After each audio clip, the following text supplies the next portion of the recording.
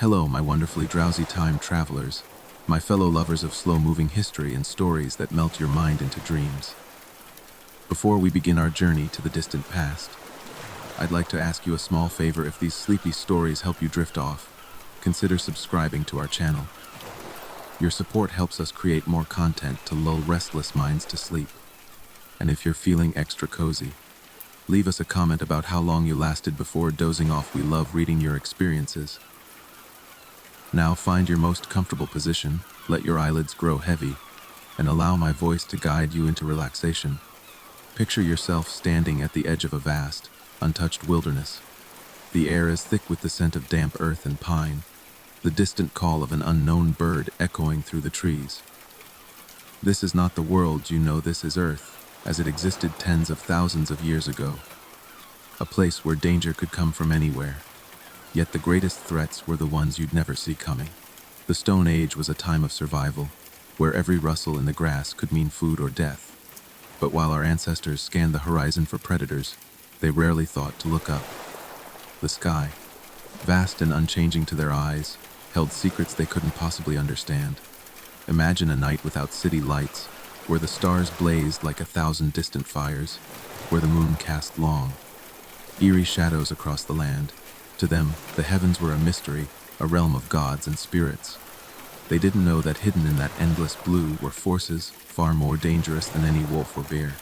Comets streaked silently overhead, their tails like ghostly fingers dragging across the sky. A sudden bright light might have been seen as an omen, but no one could predict when one might come crashing down. And then there were the storms, not of rain or wind, but of something invisible, something that could strike without warning. Solar flares, bursts of energy from the sun, would have lit up the sky in strange auras, colors dancing where no colors should be. To a Stone Age hunter, it might have been beautiful. They wouldn't have known that such displays were the result of violent eruptions on the sun, that the very air around them crackled with unseen energy. And what of the long, slow dangers? The ice ages came and went, glaciers creeping forward like silent giants, swallowing entire landscapes. The weather shifted over generations, so subtly that no single person would have noticed until it was too late. Rivers changed course, forests became deserts, and the animals they relied on vanished without explanation. The sky held the answers, but our ancestors had no way to read them. So tonight, as you drift into sleep, imagine standing beneath that ancient sky. The wind whispers through the grass, the fire crackles softly, and above you, the stars watch in silent knowledge. They know what's coming, but you, like your distant ancestors, remain blissfully unaware. Sweet dreams, time travelers. The night is deep and endless, a velvet blackness pierced only by the flickering glow of your small fire. Around you, the wilderness breathes a sigh of wind through the trees, the distant howl of a creature you'll never see. You are safe here for now. But safety is an illusion in this ancient world, because while you huddle close to the flames, your back to the dark, there are dangers lurking in places you'd never think to look. Take the very ground beneath you. Solid, reliable earth, or so it seems. But in the Stone Age, the land itself could betray you. Earthquakes, silent and sudden, rippled through the crust without warning. One moment you're asleep on a bed of soft grass, the next, the world shakes violently, trees groaning as their roots tear free. To our ancestors, it must have felt like the gods themselves were angry. They had no way of knowing that far below, vast plates of rock shifted and strained, building pressure until the earth could no longer hold its silence. Then there were the rivers, life-giving, essential, yet capable of turning deadly in an instant. A distant storm, miles upstream, could send a wall of water rushing down without a sound until it was too late. Imagine waking to the roar of an approaching flood, the water already swallowing the land around you. Your only warning, the panicked cries of animals fleeing higher ground. And even if you escaped the deluge, the aftermath was just as perilous. Stagnant pools bred sickness, mosquitoes swarmed in thick clouds, and the game you relied on would vanish, their trails erased beneath the mud. But perhaps the most insidious danger of all was the one they carried with them, the invisible killers. A simple cut from a stone tool could fester, the infection creeping through the body like a slow poison. They had no way of knowing about bacteria, no concept of germs. To them, illness was a curse, a shadow that clung to a person until they wasted away. And then there were the parasites, tiny, relentless invaders hiding in the water, the meat, even the air. A single sip from a contaminated stream could bring weeks of agony, the body turning against itself as unseen creatures multiplied within. The sky, the earth, the water, all of them held threats beyond comprehension. And yet, against all odds, our ancestors survived. They learned to read the subtle signs, to listen to the whispers of the wind, to trust the instincts that told them when to run and when to hide. They didn't understand the forces arrayed against them, but they respected them, feared them, and that fear, perhaps, was what kept them alive. So as you lie here now, wrapped in the warmth of your fire, remember this: the Stone Age was not just a time of simplicity. It was an era of constant vigilance, of unseen terrors lurking in every shadow, and the greatest danger of all, the illusion that you were ever truly safe. Sleep well, traveler. The night is long, and the past is waiting. The fire burns low now, its orange glow barely pushing back the pressing darkness. You pull your furs tighter around your shoulders, instinctively edging closer to the fading warmth. Out there, beyond the fragile circle of light, the ancient world stirs with unseen movements. Every snap of a twig, every rustle in the undergrowth sets your nerves alight, but the true dangers aren't always the ones that make noise. Consider the air itself, invisible, ever-present yet capable of carrying death in a single breath. Invisible plagues drifted on the wind long before human settlements grew large enough to sustain them. A hunting party might return from distant lands carrying more than just meat. Hidden in their lungs, on their skin, lurked microscopic invaders their bodies had never encountered. Within days, fever would spread through the clan like wildfire, bodies racked with coughs and chills. To them, it was as if an angry spirit had taken residence in their camp. They'd try everything: herbal remedies, chanting, smoke purification, never knowing the enemy was already inside them, multiplying with every gasp of shared air. Then there were the silent changes in the land itself. Imagine waking one morning to find your usual foraging grounds different. The plants you relied on for medicine now caused rashes and vomiting. The berries that once sustained you now brought hallucinations or worse. No warning, no obvious reason, just nature shifting its rules overnight. What they couldn't know was that climate fluctuations, occurring over mere decades rather than centuries, were altering the very chemistry of plants. Some developed new toxins as defense mechanisms against changing conditions. Others absorbed different minerals from the soil, turning once edible roots into poison. The land remembered these changes long before humans could adapt to them. Even the most basic necessity, water, could become a treacherous ally. That crystal clear pool where you've drunk safely for months might one day taste slightly bitter, cause strange dizziness hours later. Runoff from distant landslides, volcanic ash carried by underground streams, or even the slow accumulation of heavy metals could turn life, giving water into a slow-acting poison. By the time someone connected the sickness to the water source, it might already be too late for half the group. The cruelest part, many of these invisible killers left no clear pattern. One person might drink from a stream and perish in agony, while another showed no ill effects. A plant that nourished someone yesterday could kill them today. In a world without writing, without widespread communication, each clan had to relearn these brutal lessons generation after generation. The knowledge that did survive became wrapped in ritual: certain water sources avoided during specific moon phases, particular plants only harvested while singing special songs. These weren't mere superstitions. They were survival algorithms encoded in tradition, their original purposes long forgotten, but their protective value very real. As your eyes grow heavy now, imagine carrying this constant, low-level dread in your bones every single day. Not the sharp fear of a predator's roar, but the gnawing anxiety that anything, the air, the water, even the plants meant to heal you, might suddenly turn against you. Our ancestors didn't just survive predators and the elements, they survived a world that constantly reshaped its rules without warning. And somehow, against all odds, they persevered. Rest now, wary time traveler. The fire still burns, if only just. Tomorrow's dangers can wait until tomorrow. The embers crackle softly as night deepens around you, their glow painting faint shadows that seem to move just beyond your vision. You feel the weight of exhaustion pulling at your limbs, yet sleep doesn't come easily, not here. Not in this ancient world where every shadow might conceal a threat your modern mind can scarcely comprehend. Because the dangers of the Stone Age weren't just physical, they lived in the mind itself, in the way perception could twist reality into terrifying shapes when survival hung by a thread. Imagine the psychological toll of constant vigilance. Your senses, sharpened by necessity, would play cruel tricks in the endless stretches of isolation. The wind through the trees becomes whispered voices. A oddly shaped rocket dusk transforms into a crouching predator. In the flickering firelight, your own shadow might suddenly seem to move independently of phenomenon we now call the shadow person effect, where tired brains wired for pattern recognition create threats from nothing. For our ancestors, these weren't mere optical illusions. They were potential death sentences if ignored, or wasted energy if pursued. The line between paranoia and survival was impossibly thin. Then there were the sounds, or rather, the absence of them. Modern humans almost never experience true silence, but in the prehistoric night, the quiet could be so absolute it became its own kind of noise. Your own heartbeat would thunder in your ears.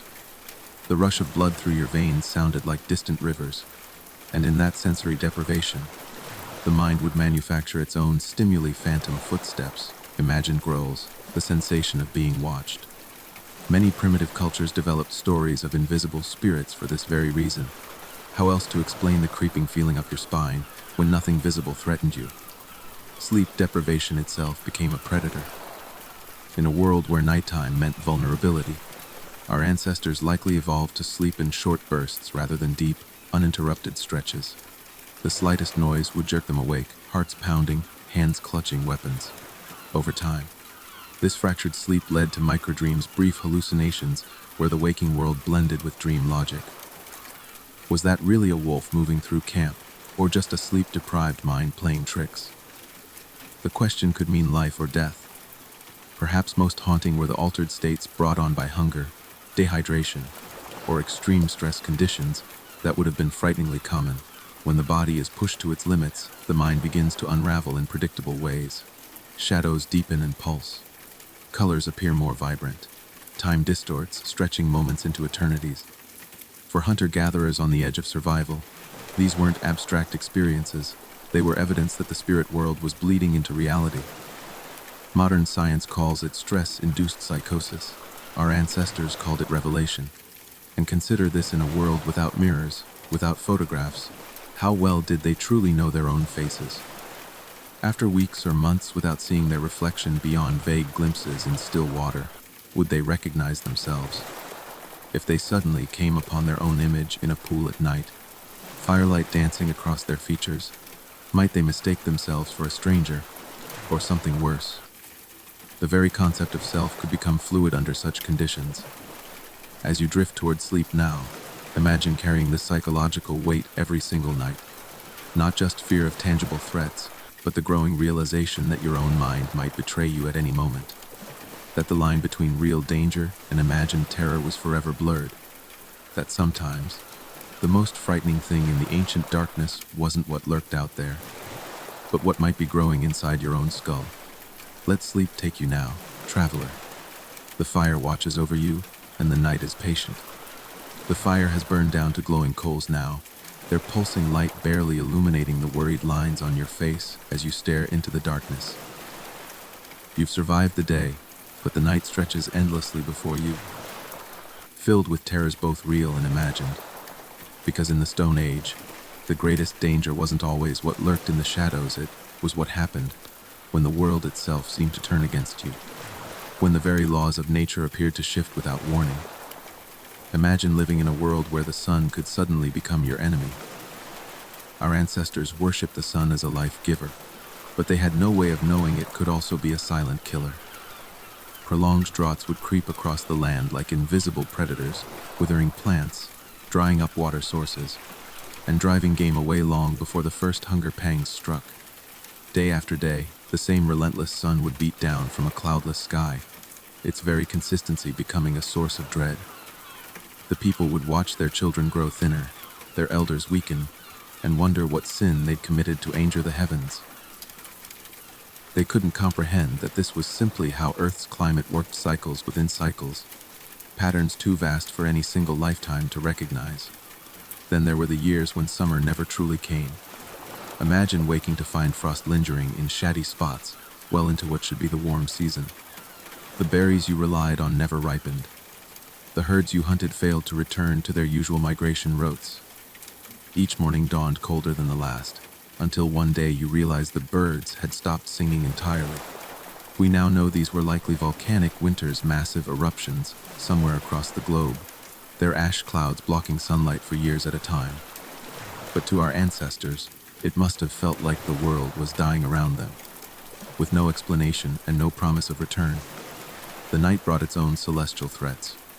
Occasionally, the sky itself would seem to bleed auroras stretching far beyond their normal range, painting the heavens in eerie reds and greens. These geomagnetic storms, caused by solar flares, would have been terrifying displays with no conceivable explanation. Some nights the stars themselves might appear to move strangely, as meteor showers more intense than anything we see today streaked across the atmosphere. Imagine watching what you believed were the fixed spirits of your ancestors suddenly falling from their places in the sky. What omens would you see in such a display? Even the moon, that faithful nightly companion, could become a source of terror during lunar eclipses. The gradual darkening of the silver orb, turning an ominous blood red, would have seemed like the ending of an age. In a world without artificial light, the difference between a full moon and a new moon was the difference between being able to watch for predators and being effectively blind. An eclipse robbed them of that crucial light without warning, leaving them vulnerable in perfect darkness. But perhaps most frightening were the changes too slow to notice the creeping shifts that altered entire landscapes over generations. The river that once ran strong now barely a trickle. The forest that provided shelter and game gradually thinning into grassland. The subtle changes in animal behavior that signaled some imbalance invisible to human eyes. Our ancestors lived through multiple extinction events without even realizing it, as species after species vanished from their world, leaving behind only confused legends of creatures that went away when the spirits grew angry. As you lie there now, listening to the night sounds you can't identify, consider this: our ancestors didn't just fear predators or starvation. They lived with the constant, gnawing anxiety that the world's rules could change without warning, that the sun might one day not regain its strength, that the rains might never return, that the very stars themselves might rearrange their patterns. Their entire existence balanced on a knife's edge of environmental stability they couldn't control or even understand. And yet, they adapted, they persevered. They found ways to survive in a world that kept changing the rules of survival. Sleep now, child of the modern age. The coals still glow, and the night has many hours yet to pass. Tomorrow's challenges will come soon enough. The dying embers cast long, dancing shadows that twist like restless spirits across the cave walls. You pull your furs tighter, feeling the chill of the night seep into your bones, despite the fire's fading warmth. Out there, beyond your meager circle of light, the ancient world holds its breath waiting, because in this primordial darkness lurk dangers, far more insidious than any predator. Threats that crept not through the undergrowth, but through the very fabric of human connection itself. Imagine living in a world where your greatest strength, your tribe, could become your most vulnerable point of failure. Human bonds in the Stone Age were both lifeline and liability. The same close-knit communities that provided protection and shared resources also created perfect conditions for invisible threats to flourish. Consider the slow, creeping horror of generational knowledge loss. When an elder perished unexpectedly to a fall, a sudden illness, or a predator attack, centuries of accumulated wisdom vanished in a single moment. Which plants cured fever and which caused visions. Where the migrating herds crossed the great river each spring. How to read the subtle signs of approaching storms. This wasn't just personal loss. It was a catastrophe for the entire group, potentially dooming them to relearn painful lessons through trial and deadly error. The social dynamics themselves bred unique dangers. In small bands where every individual's survival depended on the others, even minor conflicts could spiral into existential crises. A dispute over food distribution, a romantic rivalry, or perceived laziness in hunting could fracture the delicate social balance. Unlike modern humans who can walk away from toxic relationships, our ancestors, were trapped with the same few dozen people for life. The psychological pressure must have been unbearable at times, knowing that expressing your true feelings might alienate the very people keeping you alive. Passive aggression and repressed emotions likely festered like untreated wounds, creating invisible tensions that could erupt violently at the worst possible moments. Then there were the children, both the hope for the future and the group's greatest vulnerability. In a world without true childhood immunity, where play meant handling sharp tools and poisonous plants looked nearly identical to edible ones, accidents waited around every corner. A simple tumble could become a life-threatening infection. An afternoon of exploring could end in a snakebite with no antivenom. The constant background anxiety of parenting in such an environment must have been crushing, knowing that despite your best efforts, the odds were stacked against spring surviving to adulthood. Reproduction itself was a dangerous gamble. Without modern medical knowledge, childbirth was essentially Russian roulette for both mother and baby. Complications we now consider routine were often death sentences. Breech births, umbilical cord issues, postpartum hemorrhaging, each a potential tragedy waiting in the wings. And if a mother perished, her newborn's chances plummeted unless another woman could lactate unexpectedly.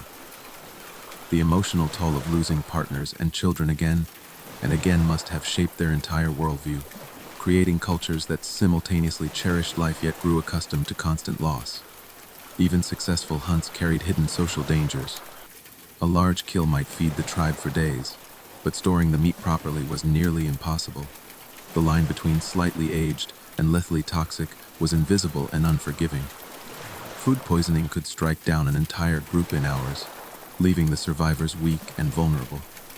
Then there was the paradox of success. A band that grew too large from plentiful resources would eventually face new threats, more visible to rival groups, harder to feed when game became scarce, and more likely to spread disease. Prosperity itself could be a death sentence in the long run. The cruelest part, they likely understood these dangers on some instinctive level, yet remained powerless to prevent them. That gnawing anxiety when the hunting party was late returning, the subtle tension when food stores ran low, the way eyes lingered a moment too long on healthy members when illness struck others. These weren't just passing worries, they were survival mechanisms, evolutionary alarms ringing constantly in the back of every mind. As you drift towards sleep now, imagine carrying that weight every single day. Not just the physical struggle for survival, but the emotional burden of knowing that every relationship, every success, every moment of joy carried within it the seeds of potential disaster. That your greatest strength, your people, were also your greatest vulnerability. That in the Stone Age, sometimes the most dangerous predators didn't have claws or fangs, but familiar faces and loving embraces. Let the darkness take you now, wary traveler. The fire still flickers, and dawn remains distant. The past holds many more lessons yet to come. The night air hangs heavy with the scent of damp earth and wood smoke as you shift uneasily on your bed of furs. Your fire has burned low, its amber glow barely reaching the cavern walls where shadows seem to pulse with a life of their own. In this half-light between wakefulness and dreams, your mind plays tricks, but in the Stone Age, the line between illusion and reality was always thin, because beyond the tangible threats of predators and starvation lurked an even more insidious danger: the slow, creeping erosion of the mind itself. Imagine watching your thoughts unravel like a frayed rope, with no understanding of why or how to stop it. Nutritional deficiencies worked their silent destruction day by day, season by season. A lack of iodine from coastal foods could gradually lower entire tribes' cognitive function, making them sluggish, forgetful, less capable of solving problems that once seemed simple. They wouldn't have known their minds were fading, only that the world seemed harder to understand, that memories slipped through their fingers like water. Children born during lean winters might develop differently, their brains forever shaped by what their mothers lacked during pregnancy. The cruelest part, these changes were so gradual no single person could pinpoint when things went wrong. Like a river smoothing stones over centuries, malnutrition reshaped minds without anyone noticing. Then there were the toxins hidden in plain sight. That patch of mushrooms that looked nearly identical to the safe variety, but carried compounds that caused permanent tremors after a few meals. The lichen that seemed like a good hunger food until it started causing vivid nightmares and daytime hallucinations. Even their tools betrayed them. The beautiful malachite stone that made such striking jewelry also released copper dust that built up in the body over time, leading to confusion and erratic behavior. These weren't one-time poisonings, but slow accumulations that altered personalities over years. A once great hunter might become paranoid and violent, his tribe never connecting his decline to the green-stained hands with which he ate his meals. Sleep deprivation became its own kind of toxin. In a world where nighttime vigilance meant survival, deep restorative sleep was a luxury few could afford. The constant interruptions, real or imagined threats, crying infants, the need to tend fires fractured sleep into useless fragments. Over months and years, this accumulated sleep debt eroded judgment and self-control. Decisions grew impulsive. Tempers flared over minor slights. The very social bonds that kept the tribe strong began fraying at the edges, all because exhausted brains couldn't regulate emotions properly. And they had no way to diagnose the problem, only to blame each other for the growing tensions. Perhaps most terrifying were the neurological conditions that modern medicine now understands, but which to them seemed like possession or curses. Epilepsy striking without warning, turning a respected elder into a thrashing, frothing mystery. Strokes that altered personalities overnight, making gentle souls suddenly aggressive. Dementia creeping in like fog, stealing memories and faces until a loved one became a confused stranger lashing out in fear. These weren't rare occurrences in a time before healthcare. They were regular tragedies that tribes had to absorb and adapt to, often interpreting them as spiritual punishments or demonic influences. The environment itself conspired against their mental stability. Carbon monoxide from poorly ventilated fires caused chronic low-grade poisoning headaches, confusion, and lethargy that colored every interaction. Heavy metals leaching from certain cooking stones into their food created mood swings and neurological symptoms.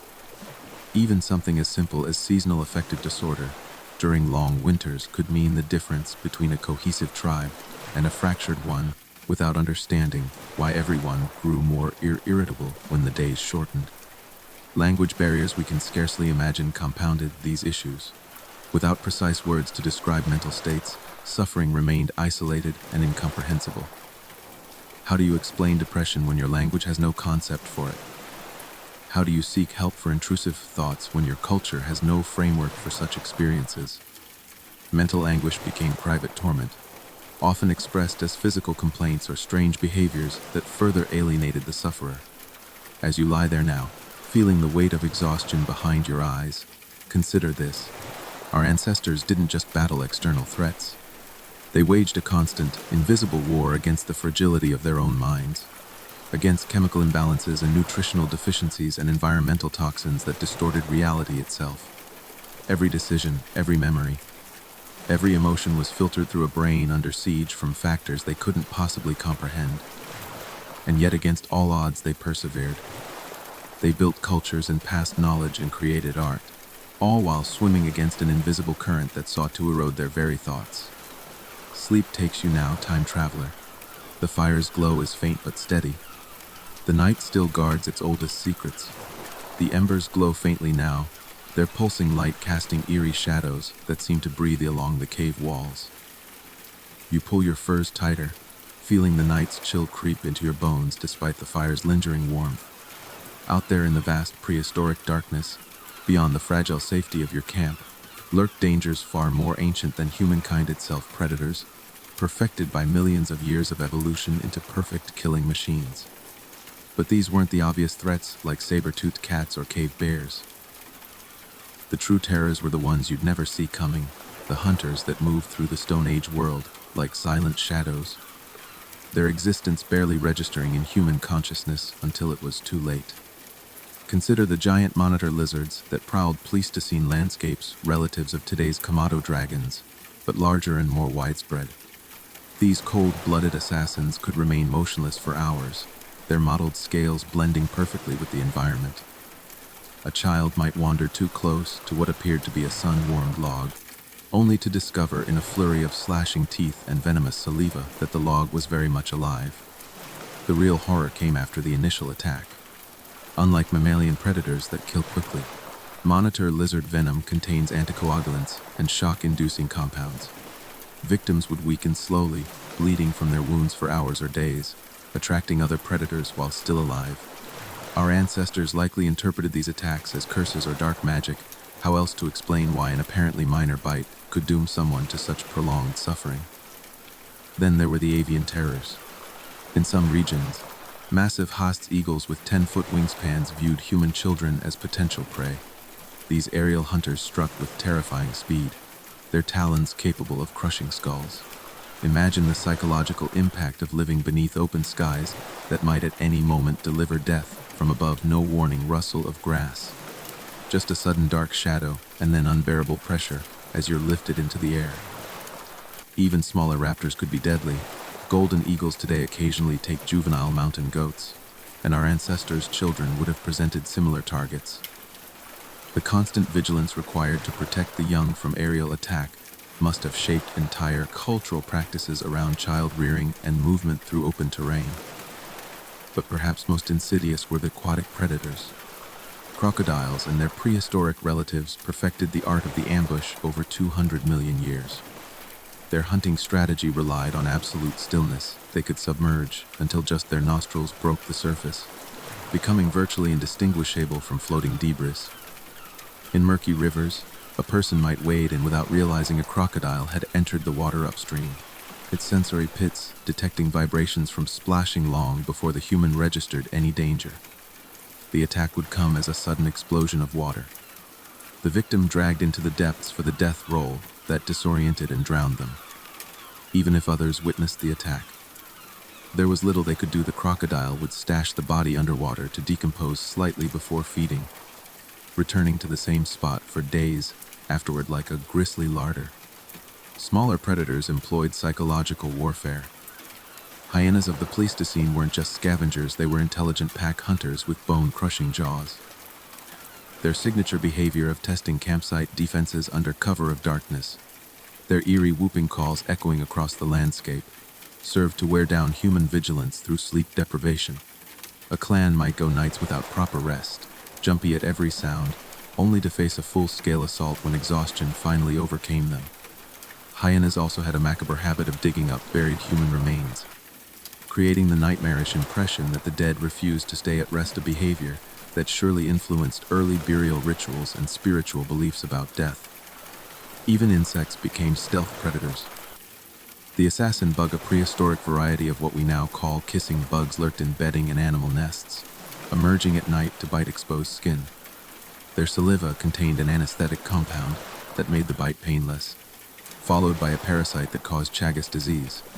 Victims might not notice the initial infection for years until heart or digestive system failure began.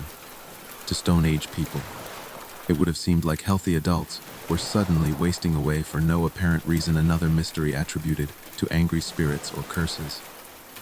The true terror of these prehistoric predators wasn't just their physical danger, but how they shaped human behavior at a fundamental level.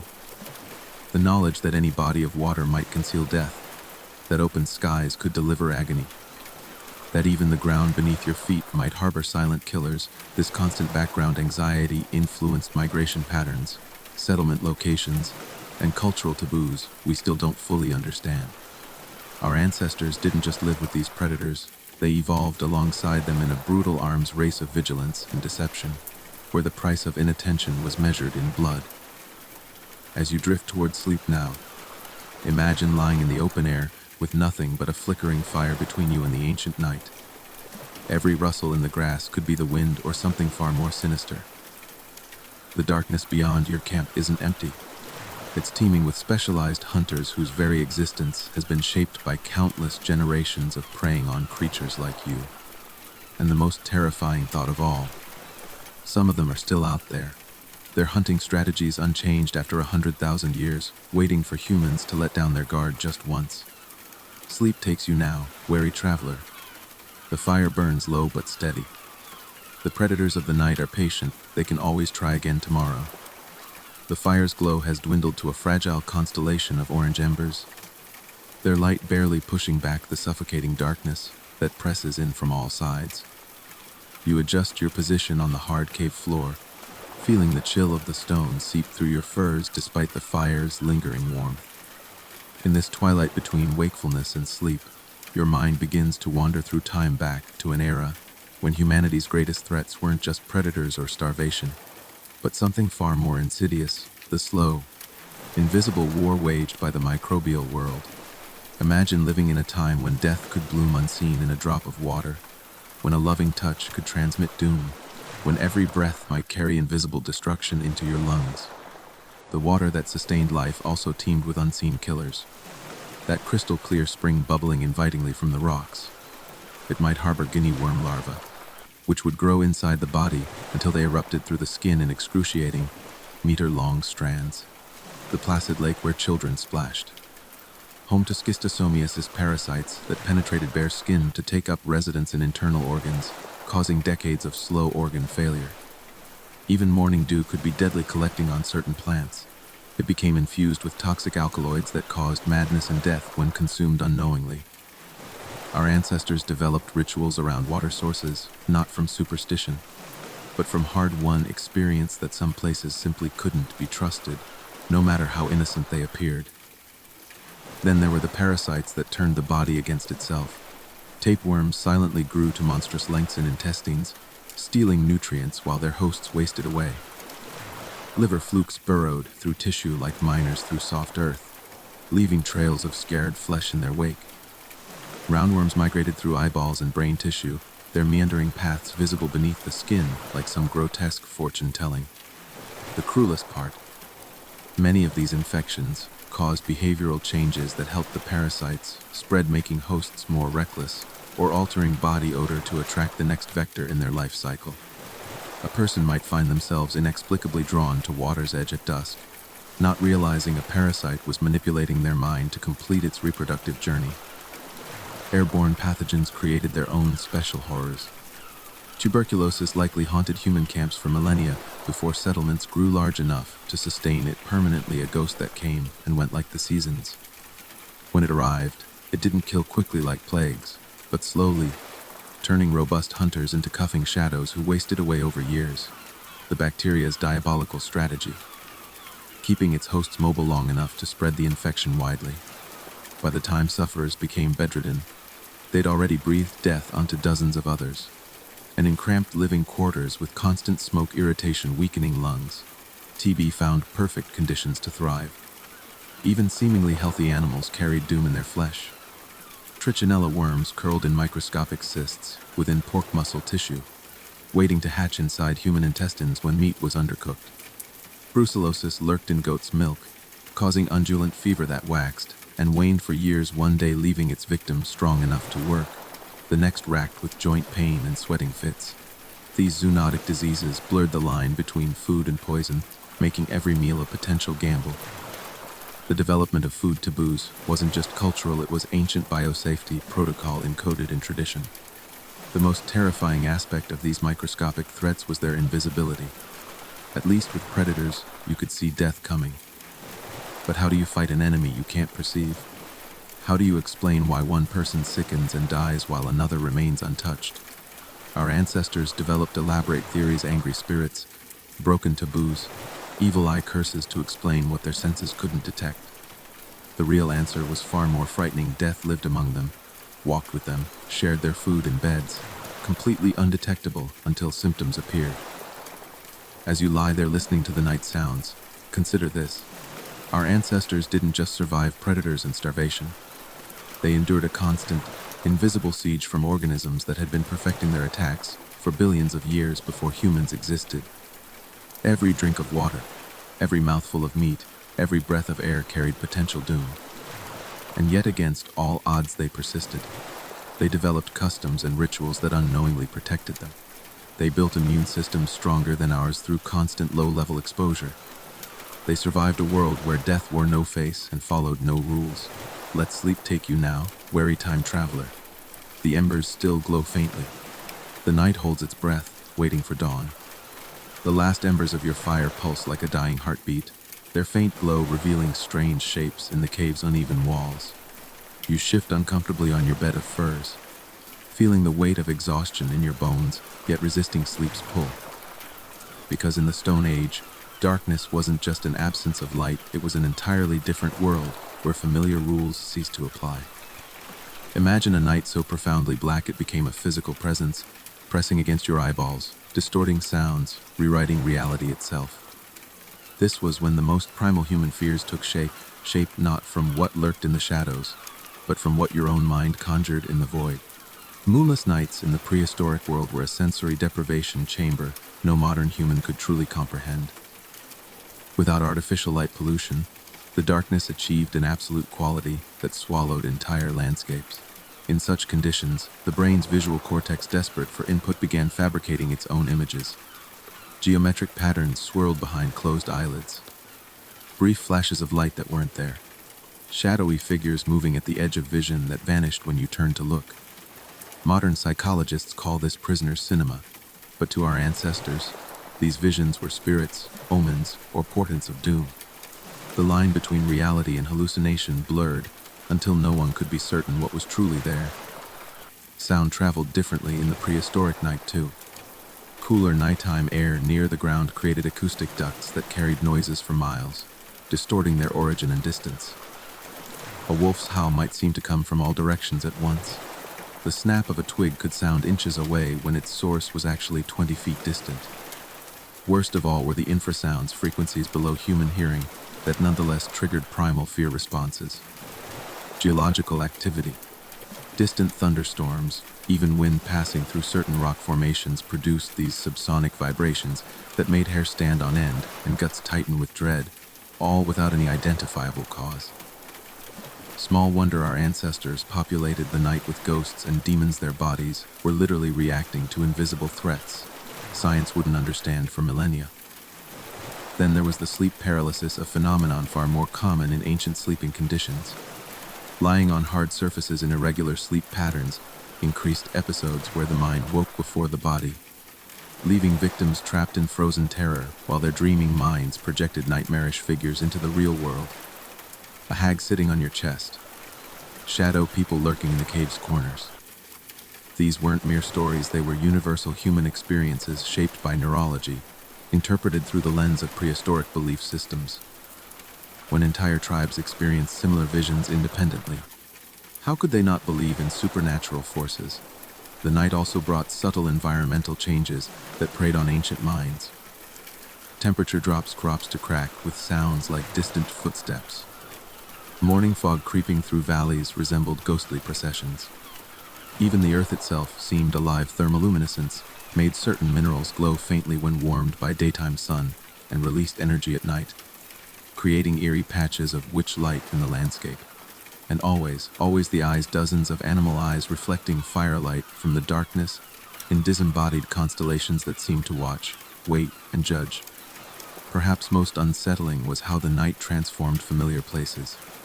That stream you crossed confidently by daylight became a roaring mystery in the dark. The rock formation that served as a landmark by sun now loomed like a crouching giant. Without visual confirmation, the mind filled in gaps with worst-case scenarios. That rustling in the bushes wasn't just wind, it had to be something stalking you. That odd smell wasn't just decaying leaves, it must be death's approach. This hypervigilance kept our ancestors alive, but at what psychic cost? As you lie there now, staring into the cave's darkness, try to imagine a world before nightlights, before flashlights, before any certainty that sunrise would indeed come again.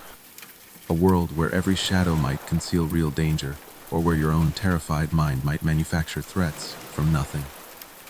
This was the true horror of Stone Age nights, not just the predators that prowled them, but the gradual unraveling of certainty itself, the slow erosion of trust in your own senses.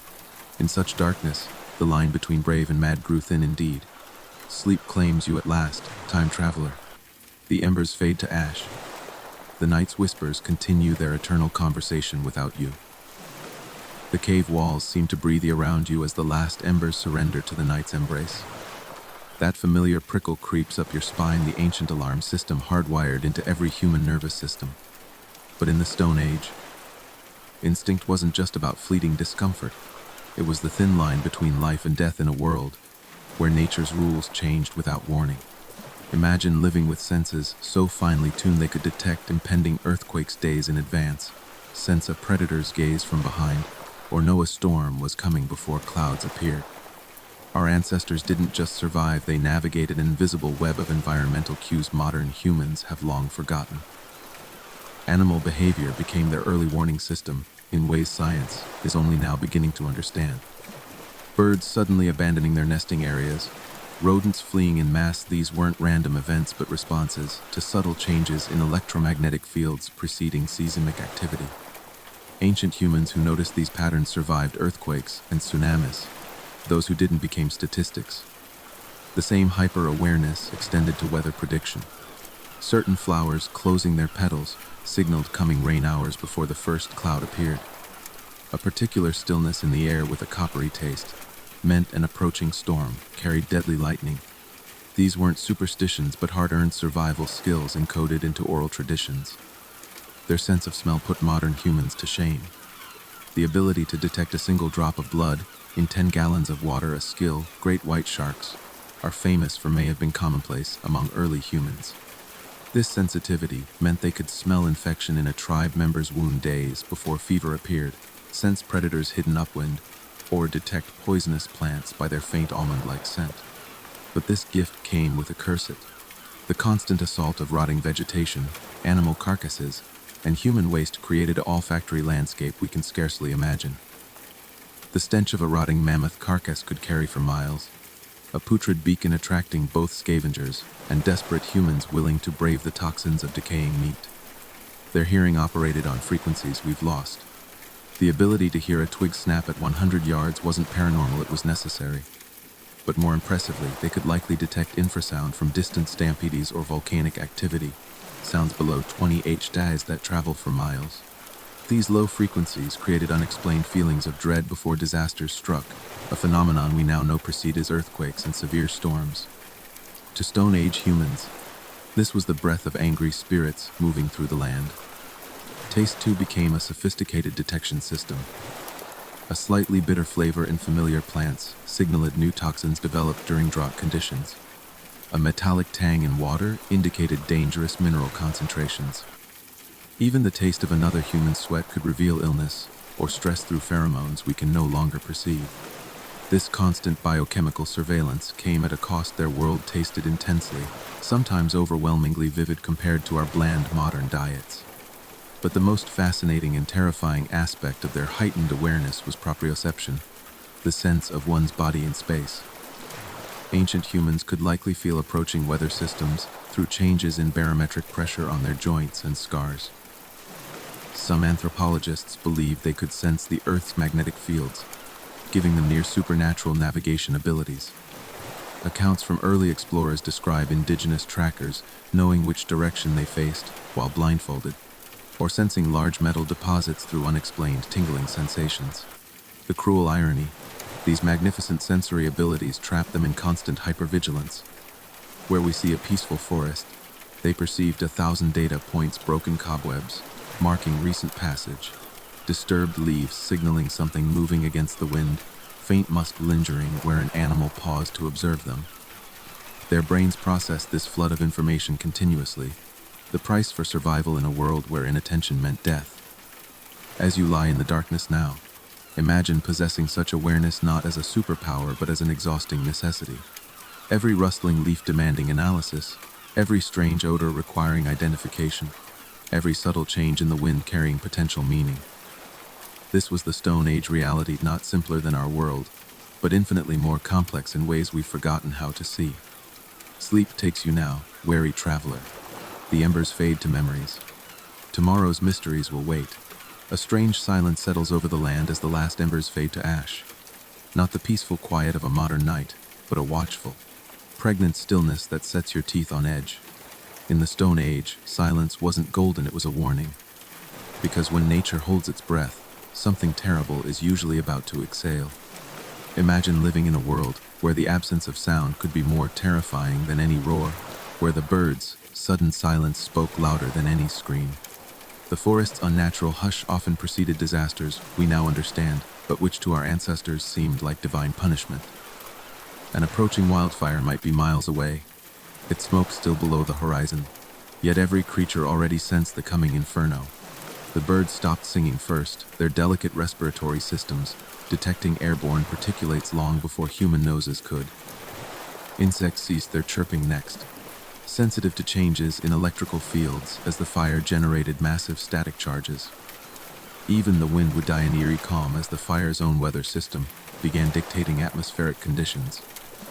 By the time humans noticed the smoke, the escape routes might already be cut off by walls of flame they never saw coming. Earthquakes too announced themselves through absence before striking. In the hours before tectonic plates gave way, animals would flee the area, leaving an uncanny void of life. Rodents disappeared into deeper burrows, birds took flight en masse, even predators abandoned their territories. To humans remaining behind, this sudden evacuation created a surreal landscape where even the buzzing of flies went silent, nature's equivalent of a missile warning siren. Modern science explains this as animals detecting preseismic electromagnetic pulses or subtle gas releases, but to Stone Age people, it must have felt like the world itself was holding its breath before the gods unleashed their wrath. Then there were the silent killers, invisible threats that gave no warning, growl or rustle. Carbon monoxide accumulating in caves from poorly ventilated fires could render an entire family unconscious before they ever sensed danger. The gas played cruel tricks, first inducing pleasant drowsiness that masked its lethality. Many caves across show evidence of entire groups lying down to sleep near their fires, never waking up as the silent killers stole their last breaths. Certain weather phenomena created their own brand of deadly quiet. Temperature inversions could suppress all sound for miles, creating localized zones where shouts wouldn't carry beyond a few feet. Hunters separated from their groups in these conditions might wander hopelessly, their calls for help swallowed by the atmosphere itself. Even more terrifying were supersonic winds, high-altitude air currents that carried away all surface noise, creating the illusion of being utterly alone in the wilderness when danger was actually closing in from multiple directions. The cruelest silences were psychological. In an era before written language, when elders were living libraries of survival knowledge, the sudden death of a group's storyteller could mean the loss of generations' worth of hard-won wisdom. The silence left behind wasn't just emotional, it was literally deadly. Which plants cured which illnesses, where the winter migration routes ran, how to predict seasonal changes, all gone in a single unlucky hunt or accident. This cultural silence could doom entire clans to relearn painful lessons through trial and fatal error. Perhaps most haunting were the personal silences, the gradual withdrawal of trauma survivors who'd witnessed horrors beyond words. Unlike modern PTSD sufferers who might find therapy or medication, Stone Age trauma victims had no framework for processing mass death events, predator attacks, or natural disasters. Their unspoken terrors became generational baggage, manifesting in strange taboos and avoidance behaviors that outlasted their original causes. An entire tribe might avoid a perfect hunting ground for centuries because some long-forgotten ancestor had witnessed something unspeakable there. As you lie in the quiet now, imagine a silence so complete it becomes its own presence. Not the comfortable pause between sounds, but a predatory stillness that watches and waits. In the Stone Age, silence was never just silence, it was the space between warning and disaster, the moment when nature stopped whispering and started screaming. Sleep takes you now, time traveler. The night's breath is slow and steady. Tomorrow's dangers will make themselves heard soon enough. The darkness wraps around you like a second skin as the last whispers of warmth fade from the fire pit. You pull your furs tighter, feeling the night's chill creep into your marrow. But cold was just the beginning of nature's indifference in the Stone Age. Imagine a world where the very elements conspired against you in ways modern science has only begun to understand, where the wind carried secrets, the rain held poisons, and the earth itself could turn treacherous without warning. Take something as simple as fog. To us, an atmospheric nuisance, but to our ancestors, a potential death sentence. In certain valleys, especially near volcanic regions, fog sometimes carried concentrated carbon dioxide from underground vents. These death fogs would roll silently over sleeping camps, heavier than air, settling in low areas like invisible floodwaters. Victims wouldn't cough or struggle. The gas simply displaced oxygen, causing peaceful unconsciousness followed by death. Entire family groups might lie down to sleep in a sheltered depression and never wake up. their bodies found later perfectly preserved with no signs of violence. How many Stone Age disappearances were blamed on angry spirits when the real killer was odorless, tasteless, and completely natural? Then there were the rains that burned. In areas with high sulfur deposits, rainfall could become acidic enough to irritate skin and eyes, damage shelters, and contaminate water supplies. A sudden storm might transform a safe campsite into a stinging hellscape overnight. Even more terrifying were the rare but catastrophic blood rains, precipitation colored red by dust storms or algal blooms, which would have seemed like the sky itself was bleeding. After such events, game would avoid the area for months, forcing starving humans to wonder what sin they'd committed to anger the heavens. The wind carried more than weather, it transported invisible threats across staggering distances. In drought conditions, wind-borne spores of ergot fungus could infect wild grasses, then find their way into human food stores. The resulting ergotism caused convulsions, gangrene, and vivid hallucination symptoms easily mistaken for demonic possession. Some anthropologists believe entire clans might have abandoned fertile areas after such cursed harvests, never understanding the true cause of their affliction. Even the ground beneath their feet held silent treachery. In limestone regions, seemingly solid earth could conceal caverns just inches below the surface. One wrong step and a hunter might plunge into an underground labyrinth, his cries for help muffled by layers of stone. More insidiously, certain mineral deposits emitted radon gas, odorless, invisible, but capable of causing lung damage over years of exposure. The same caves that provided shelter also slowly poisoned their inhabitants, with no warning until people began wasting away mysteriously. Water sources presented their own cruel paradoxes. That pristine mountain spring might run clear for generations, then suddenly turn toxic after a distant landslide altered its mineral content. Some alpine waters contain dangerously high levels of lithium, creating a horrible cycle, where thirsty people drank more of the intoxicating water, hastening their dehydration and need to drink again. Others carried dissolved arsenic from underground deposits, causing gradual paralysis and organ failure. The scariest part: two groups could drink from the same source with vastly different effects, depending on subtle seasonal changes in water chemistry. Perhaps most frightening were the places that seemed to repel life itself, zones where plants grew stunted, animals avoided, and humans felt an unexplainable dread. We now recognize these as areas with underground deposits of magnetite or other minerals that subtly disrupted the Earth's magnetic field. Birds wouldn't nest there, migratory animals detoured around them, and humans reported disorientation and nausea. To Stone Age people, these were clearly haunted places where the spirit world bled through, and who's to say they were wrong? As you lie there in the quiet dark, imagine living with this constant low-grade uncertainty that the wind on your face might carry poison, the water that quenches your thirst could harbor doom, the very ground you sleep on might open up without warning. Our ancestors didn't just survive predators and hunger. They endured a world where nature's rules seemed to shift capriciously, where safety was always temporary, and where the elements themselves could become enemies. Sleep takes you now, wary traveler. The night is deep, and the earth holds its secrets close. Tomorrow's dangers will reveal themselves in time. The dying fire's glow paints ghostly shapes on the cave walls as you shift restlessly on your bed of furs. That familiar unease creeps along your spine again, not from any visible threat, but from the growing realization that in the Stone Age, time itself was the enemy. Not the passing of seasons or years, but the cruel, imperceptible erosion of everything humans relied on for survival. Imagine living in a world where your greatest wisdom could become obsolete overnight, where the land itself forgot its own rules, where the passage of time didn't just bring change, it brought silent catastrophe. Consider the slow death of knowledge. In a world without writing, survival skills existed only in living memory. A master flint knapper's precise technique for crafting points might vanish forever if he died unexpectedly. The subtle signs for predicting animal migrations, the way certain birds flew, the scent on particular winds could be lost in a single generation if not properly taught. Even more terrifying was the loss of ecological knowledge. Which plants became poisonous during drought? Which mushrooms were safe only at certain times of year?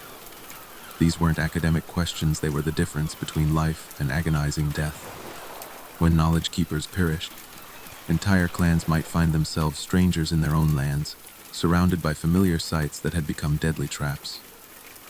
The landscape itself suffered from a kind of memory loss. Forest succession meant that berry patches productive for decades might suddenly become shaded out as trees grew taller. Game trails used for generations would shift when new predators moved into an area. Even reliable water sources could forget their courses after earthquakes or landslides. The cruel paradox. Just when humans most needed consistency during droughts, harsh winters, or other crises, the land became most unpredictable. Places of refuge became death traps, storerooms of plenty transformed into barren wastes. All while people desperately tried to apply yesterday's solutions to today's changed world. Human bodies too betrayed their owners over time in ways no one could predict. That trusted hunter with lightning reflexes might develop early onset arthritis from years of spear throwing, his once unerring aim now dangerously unreliable. Childbirth injuries accumulated with each pregnancy, until the woman who knew every edible plant could no longer walk far enough to gather them. Even teeth, those essential tools for processing tough prehistoric foods, wore down to stumps by middle age in many cases, turning every meal into agony. The people who'd been the strongest, smartest, most vital members of the group could become liabilities almost overnight, with no warning and no recourse. Then there were the slow-moving environmental disasters. Rising sea levels might swallow coastal campsites over a single lifetime, forcing migrations inland where other groups already competed for scarce resources. Gradual desertification could turn lush hunting grounds into wastelands so slowly that no single year seemed catastrophic until the day people realized they'd been starving for a generation.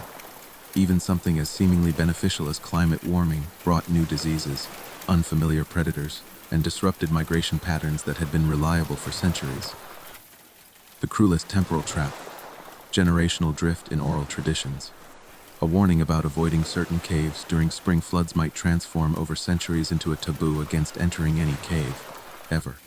Instructions for processing toxic plants to make them edible could lose crucial steps until the medicine became poison.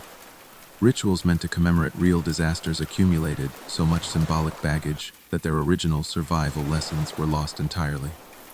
Like a game of telephone spanning millennia, vital information degraded until it became mythology, beautiful, meaningful, but utterly useless when facing the actual dangers it once described. As you lie there listening to the night sounds, imagine carrying this constant low-grade anxiety about time's erosion. Not just the fear of personal aging, but the dawning horror that everything you know about the land, about survival, about the world itself might be gradually, inexorably becoming wrong. That the wisdom that kept you alive yesterday could kill you tomorrow. That time wasn't just passing, it was eating away at the very foundations of your existence, one imperceptible bite at a time. Sleep takes you now, wary time traveler. The embers fade to memories. The night's long march continues without you. The fire has surrendered to the night, leaving only ghostly tendrils of smoke curling toward the cave ceiling. You lie perfectly still, every sense straining against the darkness, knowing that in the Stone Age, survival often depended on recognizing patterns no modern human would notice. But what happened when the patterns themselves became unpredictable? Imagine a world where nature's rhythms could suddenly shift without warning, where the reliable cycles of seasons and migrations broke down, leaving your ancestors stranded in a reality that no longer followed its own rules. Animal behavior was supposed to be predictable. For generations, tribes tracked the great herds' movements with precision when the reindeer would cross the river, where the bison gathered before winter. But then came years when the animals didn't follow their usual paths. Maybe climate shifts altered grazing patterns, or new predators disrupted migration routes. Whatever the cause, the result was the same. Entire clans waiting at traditional hunting grounds for game that never arrived, their stomachs growing emptier with each passing day, as they stubbornly trusted ancestral knowledge over the evidence before their eyes. The psychological toll must have been immense, not just hunger, but the terrifying sense that the world's fundamental rules had changed. The plants too betrayed their ancient agreements with humans. Berry bushes that had fruited reliably for generations might suddenly remain barren. Nut trees skipped mast years, leaving winter stores dangerously low. Medicinal herbs lost their potency or, worse, developed new toxins. Modern science explains these as responses to subtle climate shifts or soil changes, but to Stone Age people, it must have felt like the Earth itself was renegotiating its relationship with humanity and not in their favor. Celestial patterns provided no better refuge. The stars that guided nighttime navigation sometimes shifted, not quickly by modern standards, but over a lifetime. Keen observers might notice certain stars no longer rose exactly where they once had. The moon's phases, so crucial for tracking time between seasons, occasionally played tricks of blue moon where none was expected, or an eclipse that blotted out the night's only light source without warning. Even the sun's path across the sky changed gradually over centuries, altering the meaning of solstice markers painstakingly aligned by previous generations. The water's rhythms grew equally unreliable. Rivers that had never frozen in living memory might suddenly become impassable ice for entire winters. Springs that flowed uninterrupted for generations could dry up in a single unusually arid year, never to return. Coastal tribes faced the creeping horror of watching familiar fishing spots disappear beneath rising tides, their ancestral knowledge of the sea rendered useless by saltwater encroachment. Perhaps most devastating were the breakdowns in human biological rhythms.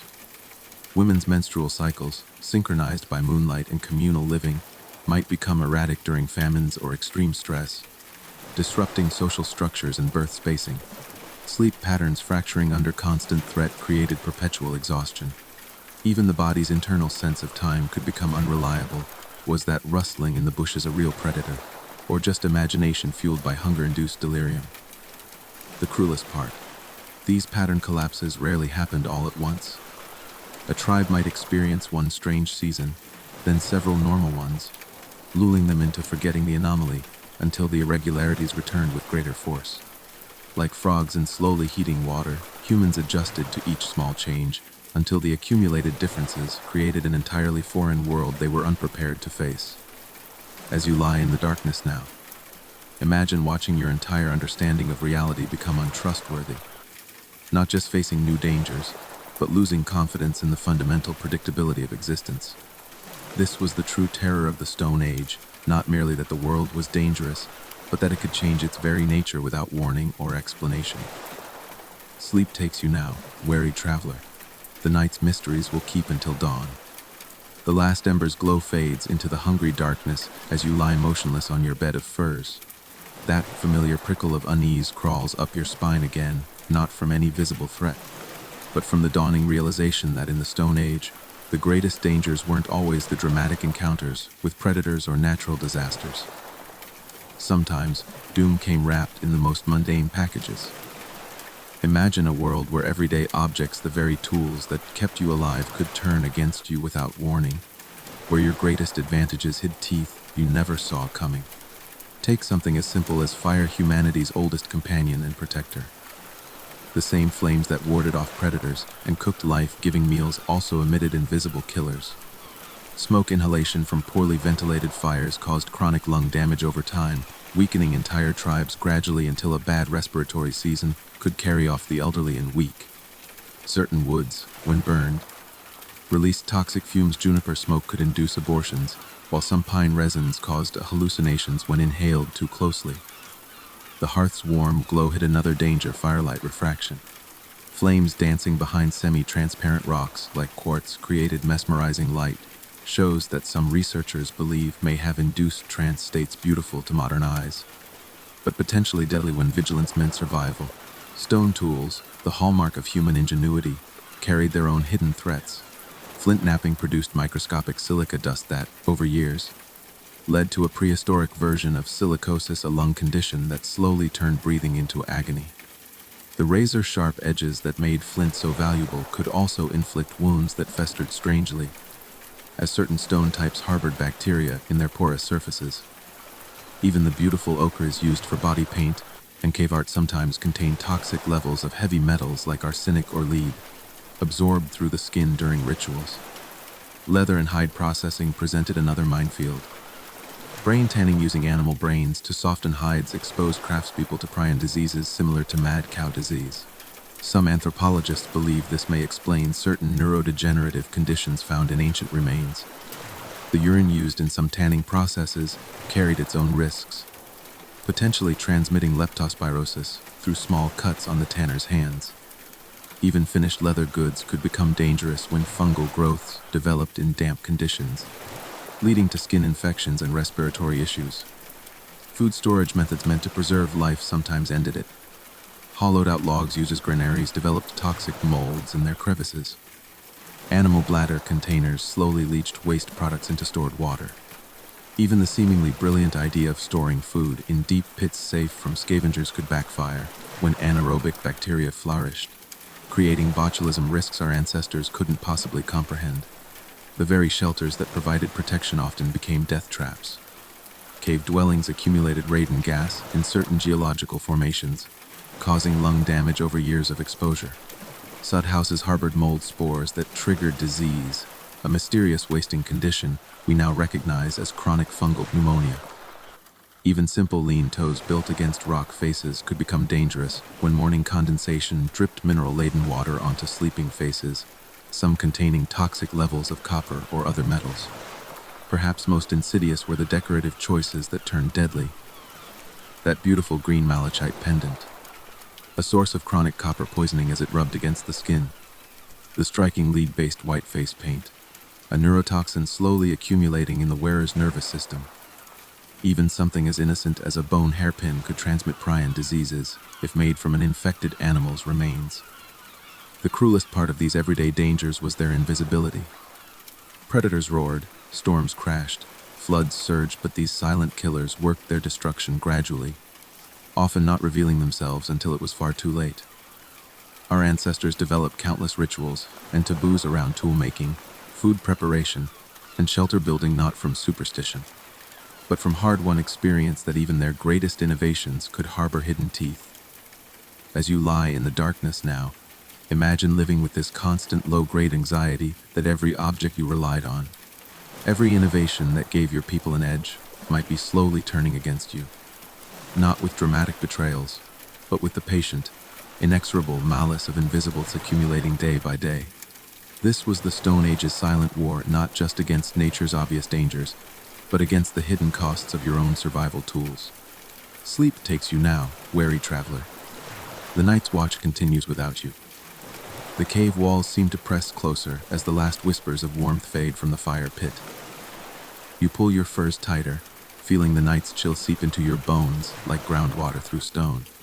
But cold was merely the beginning of nature's indifference in the Stone Age. Imagine a world where the very elements conspired against you in ways modern science has only begun to understand, where the wind carried invisible assassins, the rain brought silent plagues, and the earth beneath your feet could turn traitor without warning.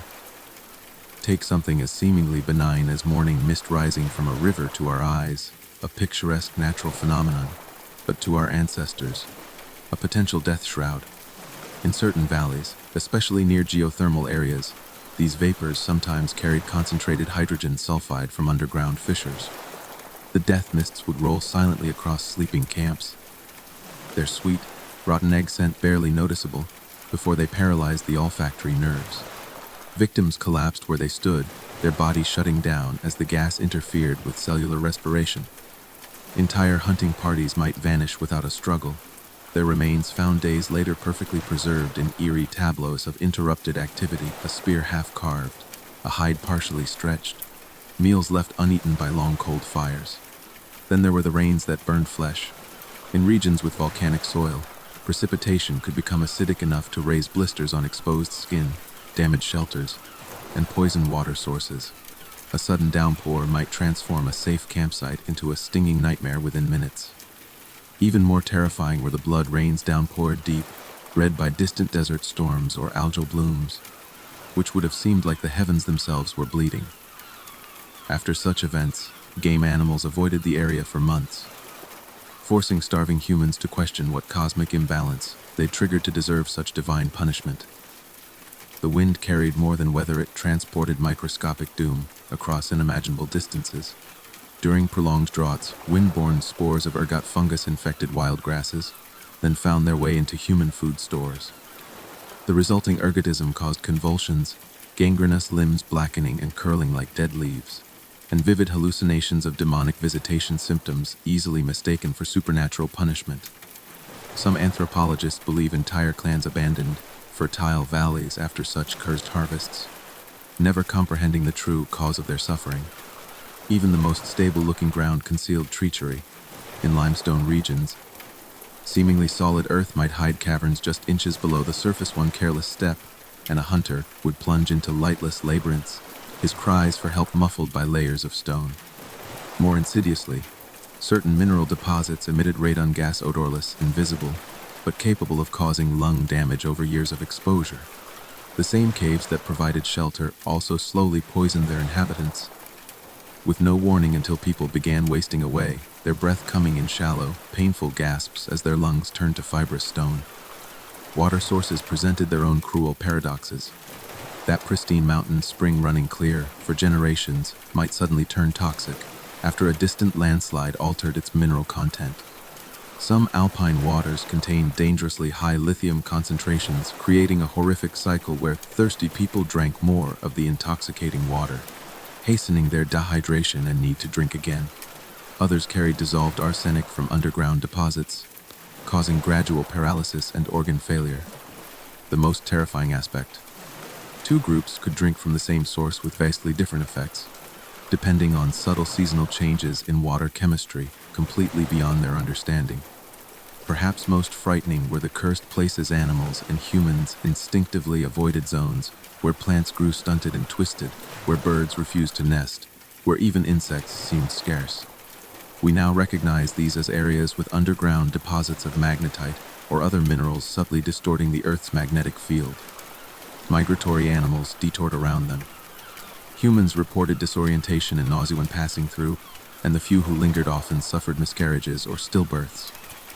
To Stone Age people, these were clearly places where the spirit world bled through into reality, and who's to say they were wrong? As you lie in the quiet dark, imagine living with this constant background dread that the wind on your face might carry invisible death, the water you drink could harbor slow poison, the very ground you sleep upon might open beneath you without warning. Our ancestors didn't just survive predators and hunger, they endured a world where the elements themselves were capricious enemies, where safety was always provisional, and where nature's rules seemed to shift without notice or mercy. Sleep takes you now, wary traveler. The night is deep, and the earth keeps its oldest secrets well. Tomorrow's dangers will make themselves known in time. The fire's last embers surrender to the night, their dying glow revealing strange shapes in the cave's rough-hewn walls. You shift uneasily on your bed of furs, sensing something primal stir in your blood. An ancient warning system modern life has dulled but not erased. Because in the Stone Age, the greatest threats weren't always the obvious predators or disasters, but the slow, creeping changes that rewrote the rules of survival while no one was watching. Imagine a world where the very plants and animals around you could transform into unrecognizable versions of themselves, where familiar allies became deadly strangers without warning. Consider the silent rebellion of the plant world. That patch of nettles your grandmother taught you to harvest for cordage and medicine. Over a generation, their chemical composition might shift subtly, perhaps, due to changing soil minerals or climate stress, until the same preparation that once healed now caused crippling spasms. Berry bushes that had nourished your tribe for centuries might suddenly produce fruits with new alkaloids, their sweetness hiding neurotoxins that induced terrifying hallucinations or paralysis. The cruelest part: these changes often followed no discernible pattern, striking some patches while sparing others nearby, making every foraging expedition a potential game of Russian roulette with nature. The animal kingdom was no more reliable. Herds that had followed predictable migrations for generations might abruptly change their routes, perhaps due to distant human activity, shifting water sources, or new predator pressures. A hunting ground that reliably provided game for decades could become barren overnight, leaving clans to starve while wondering what taboo they'd broken to deserve such abandonment. Even more insidious were the transformations within familiar species. Deer that had always been skittish might grow bold and aggressive during rutting season, their antlers now weapons turned against hunters rather than rival males. Wolves that typically avoided humans might begin shadowing camps at night, their behavior altered by disease or desperation. Then there were the newcomer species creeping into territories where they'd never been seen before. Mild warming periods allowed poisonous spiders to expand their ranges northward. A single unusually wet year might introduce deadly water hemlock to meadows where children once gathered flowers safely. New predators would appear without explanation, maybe driven from their own habitats by some distant catastrophe forcing humans to relearn danger signs from scratch. The first encounters always came at a cost. A child bitten by an unfamiliar snake, a hunter mauled by a beast whose tactics defied all known patterns. The water's inhabitants were equally treacherous. Fish that had been staple foods might develop strange toxins during algal blooms, their flesh causing violent illness even when thoroughly cooked. Eels and amphibians underwent mysterious population explosions and crashes, their life cycles sensitive to minute temperature changes humans couldn't perceive. Even shellfish became unreliable, sometimes safe, sometimes carriers of deadly red tides that killed entire families sharing a meal. Perhaps most terrifying was how these changes interacted with human biology. A plant that caused mild digestive upset in adults might prove fatal to children. A hunting technique that worked perfectly for decades might fail catastrophically when animals adopted new behaviors. The knowledge that had sustained generations became obsolete without announcement, leaving clans to discover the shifts through tragedy after tragedy. As you lie in the darkness now, imagine living with this constant background anxiety that tomorrow's sunrise might reveal a world slightly but significantly different from today's, where yesterday's survival skills could become today's death traps. Our ancestors didn't just battle predators and starvation, they waged a never-ending war against a planet that refused to stay predictable, where the very plants and animals they depended on could rewrite the rules of engagement without warning. Sleep takes you now, wary traveler. The night holds its breath, waiting to see what changes dawn will bring. The darkness wraps around you like a second skin as the fire's final ember winks out. That familiar prickle of unease creeps up your spine, again not from any visible threat, but from the dawning realization that in the Stone Age, the most dangerous forces weren't the ones that roared or charged, but those that worked in perfect silence. Imagine a world where the very landscape remembered your passage, where every step left invisible traces that could summon disaster months or even years later. This was the hidden peril of leaving marks upon the earth, not immediately, but in the patient, inexorable way nature settles its accounts. Consider the hunting trails worn deep into the earth by generations of use. These paths, meant to provide safe passage through treacherous terrain, became death traps in wet season's channels for flash floods that swept away anyone caught in their trows. The same depressions that guided hunters by day collected cold air at night, creating frost pockets where unseasonable freezes could catch early plants and berries, disrupting entire foraging cycles. Even worse, these human-made pathways became highways for predators. Wolves and big cats learned to patrol them, knowing they funneled prey into predictable routes. A trail that had served your grandfather perfectly might become your death sentence as smarter predators adapted to human patterns. Then there were the campsites, those welcome oases of flat ground and shelter from wind. Used sparingly, they posed little threat, but returned too often, and the very earth turned against you. The soil became compacted, losing its ability to absorb rain. Latrine areas contaminated groundwater slowly but surely, until one season the spring that had always run clear carried dysentery or typhoid. Middens of discarded bones and shells attracted scavengers that grew bold over time, learning to associate human smells with easy meals.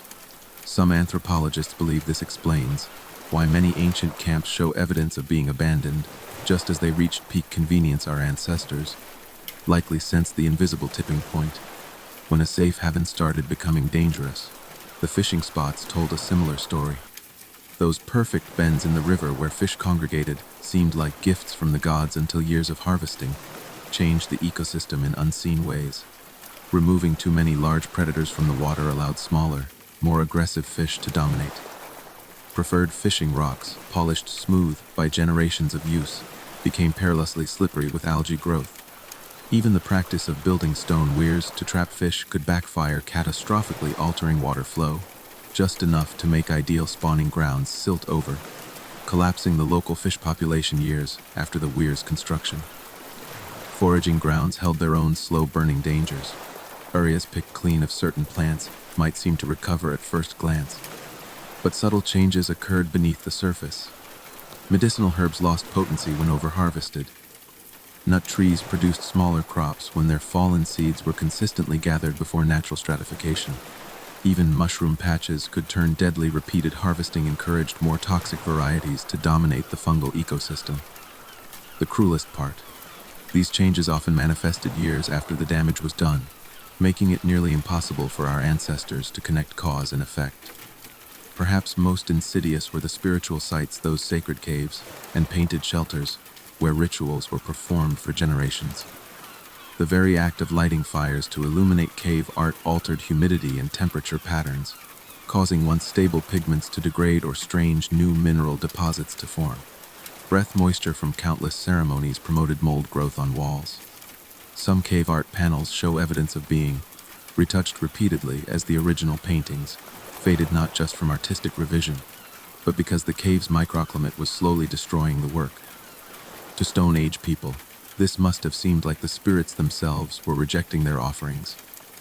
As you lie in the quiet dark, imagine living with this constant low-grade anxiety that every choice, every habitual path, every favored campsite carried invisible consequences that would only reveal themselves later. Our ancestors didn't just survive predators and storms, they navigated a world where safety itself could become dangerous through repetition, where the land kept score of human presence in ways no one could predict. This was the true price of becoming part of an ecosystem. You gained its protections, but also became subject to its slow, patient reckonings. Sleep takes you now, wary traveler. The earth remembers all, even when you forget. The cave walls seem to press closer in the absolute darkness, the last whispers of warmth from the fire long gone. You lie perfectly still, every sense straining against the void, knowing that in the Stone Age, the greatest dangers weren't always the ones you could see or hear, but the ones that lived inside you, in the very blood and bone that made you human. Imagine a world where your body's own survival mechanisms could betray you, where the instincts that kept you alive by day might doom you by night, and where evolution's compromises carried hidden costs no one could foresee. Take something as fundamental as pain, nature's warning system. That twisted ankle from chasing game should have healed in weeks, but the constant need to keep moving prevented proper recovery. The injury became chronic, altering your gait just enough to make you slightly slower, slightly less stable. Over years, this small deficit accumulated until the day a predator picked you out of the group, not because you were old or weak, but because your body's own repair mechanisms had been undermined by the relentless demands of survival. Modern medicine shows us how completely most fractures can heal with proper rest. Our ancestors rarely got that luxury, their skeletons telling stories of injuries healed crooked under duress. Then there was the cruel irony of the human digestive system, evolved for variety, yet constantly starved of it. In lean seasons when one food source dominated, vitamin deficiencies crept in despite full stomachs. Eating nothing but lean meat for weeks could cause protein poisoning, nausea, diarrhea, and eventual death from the body's inability to process so much nitrogen without fat or carbohydrates. The very adaptation that let us extract nutrients from diverse sources became a liability when diversity disappeared. Even the gut microbiome, that complex ecosystem of bacteria we're only now understanding, could turn against its host during prolonged famine, digesting the intestinal lining itself in a desperate bid for survival. The human brain, our greatest asset, carried its own hidden vulnerabilities. That brilliant pattern recognition ability saved lives by spotting predators in partial camouflage, but also saw faces in the clouds and spirits in the wind. The same hypervigilance that kept you alive in dangerous terrain led to sleep deprivation and paranoid delusions during prolonged stress. Modern soldiers and survivalists experience this same phenomenon. After about 72 hours of constant alertness, the mind begins constructing threats from shadows and misinterpreting harmless sounds. For Stone Age humans living under perpetual low-grade threat, this mental fraying must have been a constant companion. Our reproductive biology presented another evolutionary double-edged sword. Women's bodies could delay ovulation during famine, a brilliant adaptation to prevent pregnancy in hard times, but this same mechanism meant entire generations might be born during brief plenty, then face adulthood in renewed scarcity. The pelvis's compromise between upright walking and childbirth made labor dangerous even in ideal circumstances. During malnutrition or adolescent pregnancy, the mortality rates soared. Even the seemingly straightforward act of nursing became risky. Mothers in marginal health might literally drain their own bones of calcium to produce milk, leading to fractures and dental problems years later. Perhaps most insidious were the immunological trade-offs. Children needed exposure to germs to develop robust immune systems, but in the Stone Age's dirty reality, this often meant playing Russian roulette with deadly pathogens. The same inflammatory responses that walled off infections could turn against the body during severe trauma, causing sepsis from what should have been survivable wounds. Even beneficial adaptations like sickle cell trait, which protects against malaria, carried horrific costs when inherited from both parents. Our ancestors lived with these biological bargains every day, never understanding why some thrived while others withered under identical conditions. As you lie in the darkness now, imagine carrying this constant awareness that your very flesh was a collection of compromises, that each strength hid a corresponding vulnerability, that survival wasn't just about overcoming external threats, but navigating your biology's hidden fault lines. Our ancestors didn't just battle predators and starvation. They waged an invisible war against their own bodies' limitations, fighting with weapons that sometimes turned in their hands. This was evolution's cruelest joke, giving humans just enough advantage to survive, but never enough to be safe. Sleep takes you now, wary traveler. The night is long, and the body keeps its own silent watch. The cave's darkness feels heavier tonight, pressing against your skin like cold water as the last ember's glow fades to nothing. You hold your breath without meaning to, ears straining against the silence, because in the Stone Age, the most dangerous threats weren't always the ones that attacked you, but the ones that made you attack each other. Imagine a world where survival depended on tight-knit groups, where isolation meant death, yet where those same close bonds could become powder kegs waiting for a spark. The true danger wasn't just outside your camp, it lived in the spaces between people who needed each other too much to leave, but rubbed against each other like stones, creating heat with every movement. Consider the psychological pressure of perpetual togetherness. Modern humans can go hours or even days without speaking to another person, a luxury unimaginable to our ancestors. In hunter-gatherer bands, privacy didn't exist.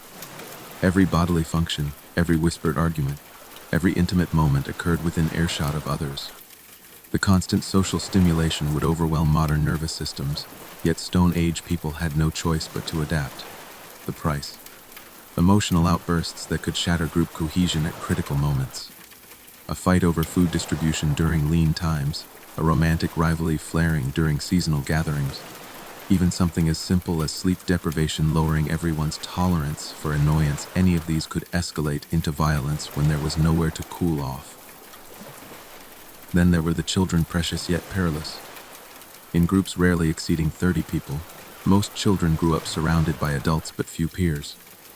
This created bizarre social dynamics where playgroups might span 6 or 7 years in age difference, with older children constantly torn between mentoring and resenting their younger shadows. Adolescence became particularly dangerous, that modern nightmare of social status and budding sexuality played out with life or death stakes.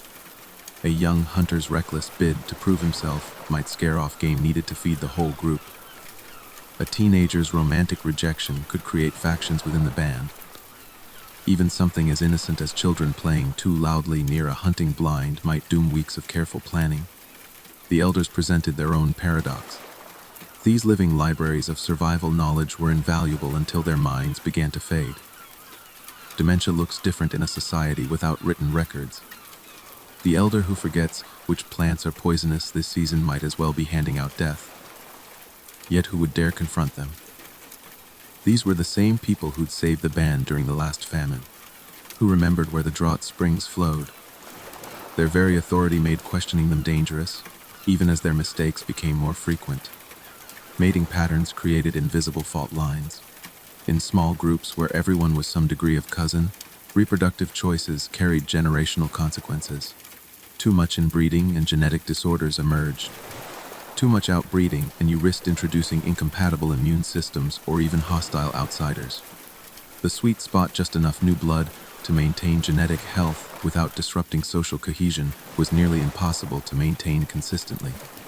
Many anthropologists believe this explains why so many traditional cultures developed elaborate kinship rules and marriage rituals, not arbitrary traditions, but survival algorithms refined through trial and fatal error. Perhaps most volatile were the leadership dynamics. In a world without formal hierarchies, authority flowed to those with proven skills until their luck changed. The master hunter who missed 2 critical strikes might find his suggestions suddenly ignored. The elder whose weather predictions failed 3 seasons running could watch her status evaporate overnight. These shifts rarely happened smoothly. More often they created power vacuums where younger members jockeyed for position while older ones refused to relinquish influence. In extreme cases, bands might fracture along these fault lines, half following the new voice, half clinging to the old ways, both groups now dangerously under strength. As you lie in the darkness now, imagine living with this constant low-grade social tension, knowing that the people you relied on for survival were also the ones most capable of destroying you, that every grudge had to be carefully managed, because you'd be sharing the same fire pit tomorrow, that children's squabbles and elders' stubbornness and young lovers' passions all carried existential stakes. Our ancestors didn't just survive external threats, they navigated an endless tightrope walk of human relationships where every misstep could prove fatal. Sleep takes you now, wary traveler. The embers are cold, but tomorrow's social fires will burn soon enough. The cave's darkness wraps around you like a living thing as the last remnants of warmth fade from the fire pit. That familiar prickle of unease creeps along your spine, not from any visible threat, but from the dawning realization that in the Stone Age, the most dangerous forces weren't always the ones that attacked you directly. Sometimes, they came disguised as gifts from the land itself. Imagine a world where nature's bounty could turn treacherous overnight, where the very abundance that promised survival might hide the seeds of catastrophe. Consider the years when the forests offered too much. Mast seasons when oak trees produced a ridiculous surplus of acorns, enough to feed entire clans for months without hunting. At first glance, this seemed like divine providence. But beneath the surface, trouble brewed. With easy calories available, hunters grew lax in their skills. Children never learned proper tracking techniques. Then, when the inevitable lean year came, the knowledge gap proved deadly. Those who'd grown dependent on gathered foods found themselves staring at empty oak groves, with no memory of how their grandfathers had survived such times. The same paradox haunted good fishing years. Rivers teeming with salmon might convince a band to settle nearby permanently, building more substantial shelters. But fish populations cycle unpredictably. What thrived for 5 years might vanish in the 6th. Now the people faced starvation with heavy, immobile dwellings that couldn't be easily abandoned. Even worse, concentrated populations led to something our ancestors couldn't possibly understand: waste accumulation. Middens of discarded bones and shells attracted vermin. Human waste contaminated water sources. The very success of a bountiful season could plant the roots of future plague. Then there were the herd animals, vast migrations of caribou or bison that blackened the plains. A single successful hunt could feed a band for weeks, but processing all that meat created its own perils. Without reliable preservation methods, much might spoil before being consumed. The scent of blood and rotting flesh carried for miles, drawing every predator in the region. And the sudden protein windfall could shock systems accustomed to leaner fare, causing digestive distress when people gorged after long deprivation. Plant abundances held similar traps. Fields of wild grains ripe for harvest seemed like manna from heaven until the back-breaking labor of grinding between stones wore down teeth to painful stumps. Analysis of skeletal remains shows that when humans transitioned to grain-heavy diets, even before agriculture, they paid a steep price in dental health and spinal damage from hours of grinding. That free food came with hidden costs measured in chronic pain and reduced lifespans. Perhaps cruelest of all were the fat years that bred conflict.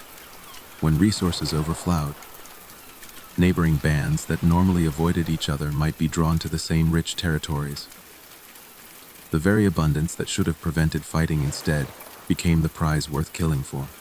Old grudges surfaced when groups had leisure to dwell on them. Young warriors, well-fed and restless, sought to prove themselves in raids. The times that should have been safest often became the most violent. As you lie in the darkness now, imagine living with this constant paradox that nature's generosity could be just as dangerous as her wrath, that the seasons of plenty required just as much wisdom to navigate as the times of famine. Our ancestors didn't just survive scarcity, they had to resist the seductive perils of abundance. To remember that the land's gifts often came with invisible strings attached. This was the Stone Age's hidden curriculum, learning to feast with restraint, to celebrate without complacency, to accept bounty while preparing for its inevitable withdrawal. Sleep takes you now, wary traveler. The night is deep, and tomorrow's lessons wait beyond the dawn. The fire's last ember flickers and dies, plunging the cave into a darkness so complete it feels like sinking into black water. You pull your furs tighter, instinctively holding your breath, because in the Stone Age, some dangers didn't come from outside the tribe, but from within the human heart itself. Imagine a world where survival depended on trust, yet where trust could be the most fatal mistake of all. Where the smile of a stranger might hide betrayal, where a gift could carry poison, where the very bonds that held people together might suddenly become snares. Consider the outsiders, those rare figures who appeared at the edge of camp, sometimes bearing news, sometimes seeking shelter. In a world without writing or long-distance communication, travelers carried precious information about distant grazing lands, weather patterns, or potential mates from other groups. But they also carried invisible threats, new diseases to which the tribe had no immunity, strange customs that might disrupt social order, or worst of all, the knowledge of your group's vulnerabilities. A friendly visitor in summer might return in winter as a scout for raiders, his previous hospitality giving him perfect understanding of your food stores and defensive weaknesses. Then there were the subtler betrayals. The hunter who secretly hoarded the best cuts of meat instead of sharing. The shaman who exaggerated dangers to increase his influence. The adolescent who stole another's mate, creating divisions when unity was most needed. In small groups where everyone's survival depended on each other, these private selfish acts could have catastrophic public consequences. A single person's hoarding during lean times might mean the difference between the group surviving or collapsing when game grew scarce. The exchange of gifts, that sacred ritual binding people together, could itself become a weapon. Poisoned food offered as a peace gesture. Beautifully crafted arrowheads that shattered on first use. Even something as innocent seeming as a new method for tanning hides might be a Trojan horse. The technique could require materials only available in the giver's territory, creating dependence. Anthropologists find evidence of such gift warfare in many traditional cultures, where the obligation to reciprocate generosity was exploited to manipulate rivals into disadvantage. Perhaps most terrifying were the internal betrayals that came from good intentions. The elder who insisted on traditional hunting grounds, even as climate shifts made them barren. The mother who hid her child's illness to avoid quarantine, inadvertently spreading plague. The visionary who led his people to promised lands that didn't exist. These weren't malicious acts, yet their consequences could be just as devastating as any ambush. The changing seasons brought their own special treacheries. Summer's abundance encouraged larger gatherings of bands necessary for finding mates and sharing knowledge, but also creating perfect conditions for conflicts. A glance held too long, a gambling dispute over flint nodules. An accidental bump during dances, any could escalate into blood feuds when young men had energy to burn and reputations to build. Then winter would come, scattering the groups but preserving grudges in oral traditions, ensuring next summer's gathering would carry last year's tensions.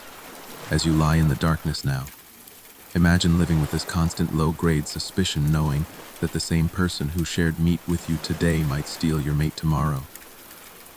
That the stranger at your fire could be savior or destroyer. That even your own decisions might unwittingly harm those you loved most. Our ancestors didn't just survive external threats, they navigated an endless labyrinth of human trust and treachery, where every alliance carried risk and every kindness might have hidden costs. This was the Stone Age's cruelest lesson, that the greatest dangers often wore familiar faces. Sleep takes you now, wary traveler. The night guards its secrets well. The cave walls seemed to press closer in the suffocating darkness, the last whispers of warmth from the fire long gone. You lie perfectly still, every muscle tense not from fear of predators or storms, but from a deeper, more insidious dread. Because in the Stone Age, the greatest dangers weren't always the immediate threats, but the slow, creeping changes that eroded survival itself while no one was watching. Imagine a world where the very children playing at your feet carried the seeds of future catastrophe in their innocent laughter, where each generation's adaptations to crisis became the next generation's shackles. Consider the weapons first. That brilliant new spear design, lighter, faster, perfect for bringing down fleet-footed deer in open terrain. It worked so well that within a few seasons, everyone adopted it. But decades later, when climate shifts drove the herds away and forced hunting in dense forests, those same perfect spears became liabilities too long for tight spaces, their casting motion awkward among trees. The knowledge of how to make the old, shorter spears had died with the last elder who remembered the previous transition. Now the tribe faced starvation not from lack of game, but from being too perfectly adapted to a world that no longer existed. Language itself became a double-edged sword. As groups developed more sophisticated terms for tracking and plant lore, they lost other capacities. The ancestor who could navigate by subtle star movements found their grandchildren could name every medicinal herb, but couldn't find north without landmarks. Complex kinship terms helped manage social relations, but replaced visceral environmental knowledge. With each generation's specialization, some essential wisdom faded not dramatically, but like a fire slowly starving for oxygen. Children's play told the same tragic story. The games that taught vital skills, spear throwing, hide preparation, fire making, became detached from their purposes over generations. What began as survival training turned to ritual, then to superstition, then finally to meaningless tradition. A tribe might continue playing the hunting game for centuries after the actual hunting techniques it simulated had been forgotten, their motions empty pantomimes of lost knowledge. Even the body itself betrayed its owners across generations. Analysis of skeletal remains shows how each adaptation carried hidden costs. The strong, squat legs that made climbing easier led to arthritic hips by age 30. The robust jaws that could crack nuts and tough meats wore down teeth to painful stumps. Each survival advantage bought with some future deficit, until the people found themselves perfectly adapted to conditions that no longer existed, their very bodies living monuments to vanished challenges. Perhaps cruelest of all was how disaster memories faded. The cave paintings depicting strange beasts in the snow weren't just art, they were warnings from the last ice age, reminders of predators that would return when the cold did. But as generations passed in relative warmth, the urgency drained from these images. Children saw them as myths rather than prophecies. By the time the glaciers advanced again, the people had forgotten how to read their own ancestors' desperate memos from the past. As you lie in the darkness now, imagine living with this constant, low-grade dread that every innovation, every adaptation, every hard-won survival strategy might be quietly dooming your descendants.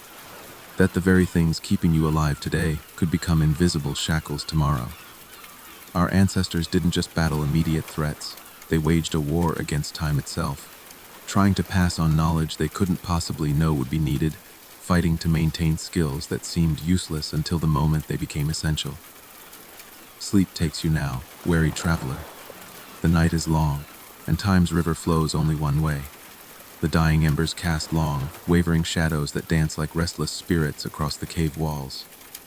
You pull your furs tighter around your shoulders, feeling the night's chill seep into your bones, not just from the cold, but from the dawning realization that in the Stone Age, the most dangerous forces weren't always the ones that attacked you directly. Sometimes, they came from the sky itself, silent and invisible, rewriting the rules of survival without warning. Imagine a world where the heavens weren't just a tapestry of stars, but an unpredictable adversary that could reshape your entire existence in the blink of an eye. The sun, that life-giving god, could become a merciless foe during prolonged droughts. Weeks would pass without a single cloud, the relentless heat baking the earth into cracked clay. Rivers shrank to trickles, then to dust. Game animals fled in search of water, leaving behind a land stripped bare. But the true horror wasn't just the dryness, it was how subtly it crept up on you. Day after day, The sun rose in a flawless blue sky, lulling you into complacency until the moment you realized the berry bushes had withered. The nuts had fallen shriveled from the trees, and the waterholes were nothing but mud. By then, it was already too late to move, your body weakened by thirst, your mind clouded with fatigue, your tribe strung out across a wasteland that offered no mercy. At night, the stars told their own ominous stories. Those strange, sudden streaks of light meters burning through the atmosphere were more than just celestial phenomena. Occasionally, they came crashing down in fiery explosions, igniting forests and sending shock waves for miles. Some clans might have witnessed these impacts firsthand, watching as towering plumes of smoke and ash blotted out the sun for days. Even when the debris cleared, the land itself was transformed, trees flattened, rivers diverted, familiar landmarks erased as if by some angry god's hand. The few who survived such cataclysms would have passed down warnings through generations, tales of the sky falling, a fire raining from the heavens until the stories faded into myth, their urgency lost to time. Then there were the auroras, those mesmerizing curtains of light that shimmered across the night sky. Beautiful to modern eyes, they would have been terrifying to ancient peoples. On rare occasions, particularly intense solar storms produced auroras so bright they cast shadows, visible even at midday, their colors shifting from eerie green to blood red. These geomagnetic disturbances disrupted animal behavior, birds taking flight in the middle of the night, mammals acting erratically, even insects falling silent. For hunter-gatherers who relied on reading nature's patterns, this sudden chaos in the animal kingdom would have felt like the world itself was coming unhinged. The moon, that faithful companion of the night, could also betray without warning. Lunar eclipses plunged the world into total darkness at unpredictable intervals, leaving travelers stranded without light, hunters unable to track their prey, and sentries blind to approaching dangers. Even the moon's normal phases played tricks, its reflected light creating illusions on the landscape, transforming familiar rocks into crouching predators, turning wind-stirred grass into the semblance of approaching figures. The line between reality and imagination blurred in that silvery glow, breeding paranoia and supernatural dread. Perhaps most insidious were the slow changes no single person could perceive in their lifetime. The gradual shifting of constellations, due to Earth's actual precession, what astronomers now call the Great Year, meant that the stars which reliably guided one generation might point future generations slightly off course. Over centuries, celestial navigation markers became unreliable, leading clans astray until new patterns were learned. The sun's solstice positions crept imperceptibly along the horizon, rendering ancient stone calendars obsolete. Even the length of seasons fluctuated over millennia in ways that disrupted ancestral migration routes and harvesting cycles. As you lie in the quiet dark, imagine living under this capricious sky, never knowing when its benevolence might turn to malice, when its familiar patterns might suddenly rewrite themselves. Our ancestors didn't just survive predators and terrain. They endured an endless celestial game of chance, where the atmosphere itself could become enemy or ally without warning. This was the true terror of the Stone Age, that your greatest adversary lived overhead, vast and untouchable, its intentions inscrutable, its power absolute. Sleep takes you now, wary traveler. The stars keep their cold watch above. The fire's last glow fades into the hungry darkness, leaving you suspended in a blackness so complete it feels like being swallowed whole. That familiar prickle of unease creeps up your spine, not from any visible threat, but from the dawning realization that in the Stone Age, the most dangerous forces weren't always the ones you could fight or flee. Sometimes they lived inside the human mind itself, twisting perception until reality became unrecognizable. Imagine a world where your own thoughts could turn against you, where the line between sanity and madness blurred with hunger, exhaustion, or simply the crushing weight of perpetual vigilance. Sleep deprivation was the silent saboteur of the ancient mind. In a world where nighttime vigilance meant survival, deep restorative sleep was a luxury few could afford. The constant interruptions, real or imagined threats, crying infants, the need to tend fires fractured sleep into useless fragments. Over weeks and months, this accumulated exhaustion eroded judgment like water wearing stone. Decisions grew reckless. Tempers flared over minor slights. The very social bonds that kept the tribe strong began unraveling at the edges, all because exhausted brains couldn't regulate emotions properly, and they had no way to diagnose the problem, only to blame each other for the growing tensions. Then there were the hunger-induced hallucinations that crept in during lean times. After days without proper food, the mind would begin constructing vivid visions, phantom animals, just beyond the tree lane, voices calling from empty landscapes, even full-blown apparitions of deceased relatives offering guidance.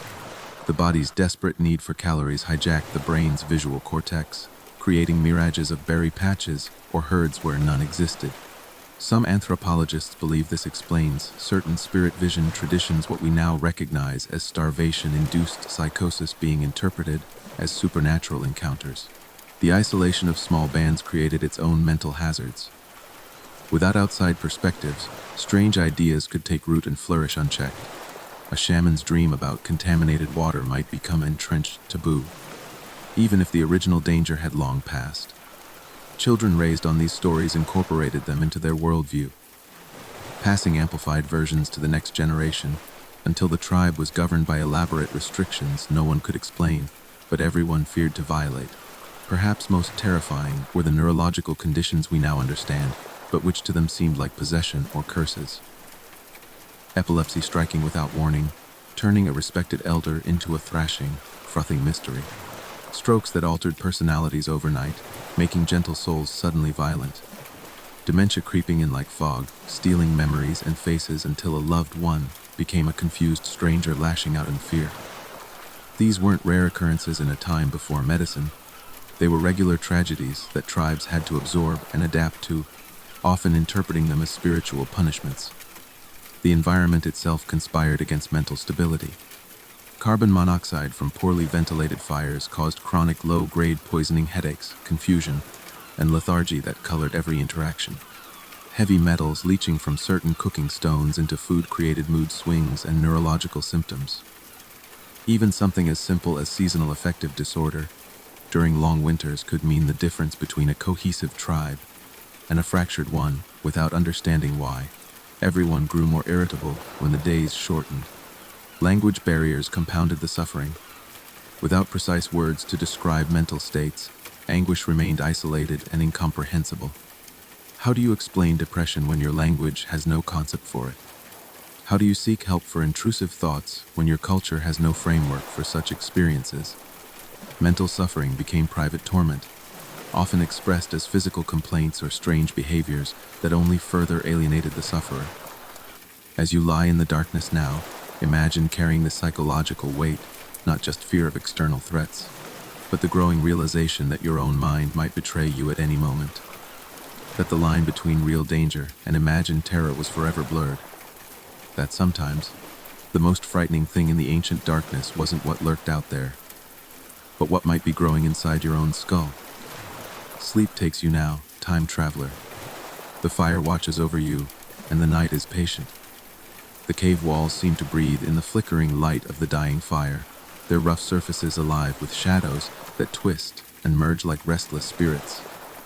You pull your furs tighter around your shoulders, not just against the physical chill, but against the creeping realization that in the Stone Age, the most dangerous threats weren't always the ones that killed you directly. Sometimes they were the ones that left you alive but broken, a hollowed-out version of yourself.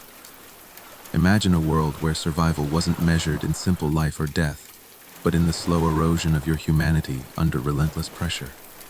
Take the children who witnessed too much too young, the ones who saw a parent taken by predators or watched siblings waste away from mysterious fevers. Their bodies might survive, but something in their eyes changed forever. These children grew into adults who startled at every rustle in the bushes, who hesitated a fatal second too long when danger actually appeared. Anthropologists find evidence of this in skeletal remains, stress markers showing chronic cortisol exposure from childhood trauma. Bones that healed from injuries, but carried the subtle deformations of malnutrition during critical developmental years. These were the walking wounded of prehistory, their very physiology altered by early adversity. Then there were the hunters who survived maulings, the ones who lost an eye to a bear's swipe, or whose dominant arm was shredded by wolf fangs. In a society where every able body had to pull its weight, these men and women faced impossible choices, push themselves beyond their new limitations and risk fatal mistakes, or become burdens on their clans. Some skeletal remains show horrific injuries that healed, but with telltale signs of repeated re-injury, evidence of people forcing damaged bodies to keep performing until they literally broke again. The psychological toll must have been unimaginable to know you were once the provider, now watching others risk their lives to feed you. Women who survived complicated childbirths often paid a hidden price. Pelvic fractures, fistulas, and chronic infections made every movement agony, yet there was no rest in a world where daily labor meant survival. Some skeletal remains show women who clearly lived for years with debilitating conditions, their bones telling stories of pain endured every single day. The emotional burden was equally crushing to hold a newborn, while knowing your body might not survive to raise it, or worse, to outlive children taken by the same harsh world that spared you. Even successful elders carried invisible scars. That revered storyteller who held the tribe's collective memory might wake screaming from nightmares of long-ago famines. The master toolmaker whose hands could fashion perfect spear points might secretly dread the day his fingers would betray him, his worth to the group evaporating with his fading eyesight. These were the costs of longevity in the Stone Age. You survived catastrophe after catastrophe, only to become a living archive of trauma. Perhaps cruelest of all were the psychological adaptations that kept people alive, but made true connection impossible. The hunter who learned to suppress all fear became reckless, getting others killed in his daring. The mother who hardened her heart against the loss of too many children found herself unable to bond with the next baby. The leader who made ruthless decisions to save part of the group became incapable of softer emotions. Survival exacted its payment in the very capacity to feel, leaving some of our ancestors as human-shaped voids where compassion once lived. As you lie in the darkness now, imagine living with these hidden wounds, not the dramatic scars of battle, but the slow, daily erosion of your humanity under the grinding wheel of existence. Our ancestors didn't just survive physical threats. They endured the metaphysical cost of survival itself, the way perpetual hardship reshaped minds and hearts long after bodies healed. This was the Stone Age's most insidious danger, that you might live through everything only to discover the price was your own soul. Sleep takes you now, wary traveler.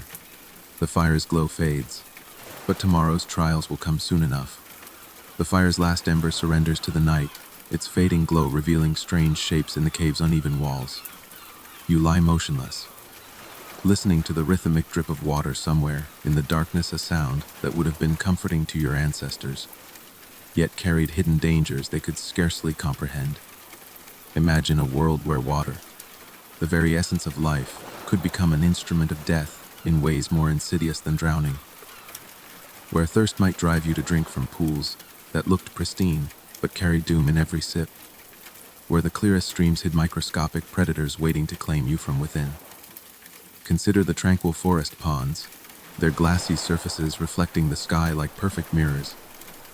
These still waters were death traps in disguise, teeming with guinea worm larvae that would burrow through your intestinal wall when swallowed, growing into meter-long parasites that eventually erupted through your skin in excruciating, burning lesions.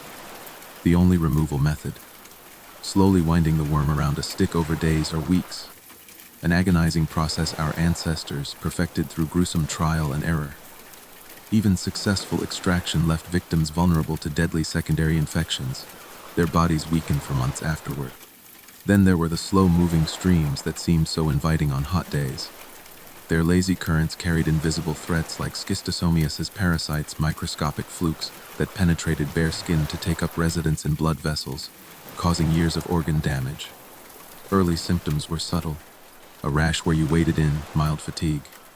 By the time abdominal pain and bloody urine appeared, the parasites had already established entire colonies inside you. The cruelest part: these waterborne plagues often struck children hardest, their small bodies overwhelmed by infections they contracted while playing in seemingly harmless shallows. Even morning dew could betray you. Collected on certain plants, it became infused with toxic alkaloids that caused madness and death when consumed unknowingly. Some grasses secreted poisons onto their blades when grazed upon by animals, a defense mechanism that made the morning moisture clinging to them deadly. Tribes that camped near such meadows might wake to find their children stumbling and vomiting, never suspecting the glittering droplets they'd licked from leaves were to blame. The saltwater paradox was even more diabolical. Shipwrecked or coastal tribes, facing dehydration, knew instinctively that seawater couldn't quench thirst, yet the body's desperation sometimes overrode this wisdom. Drinking small amounts accelerated dehydration.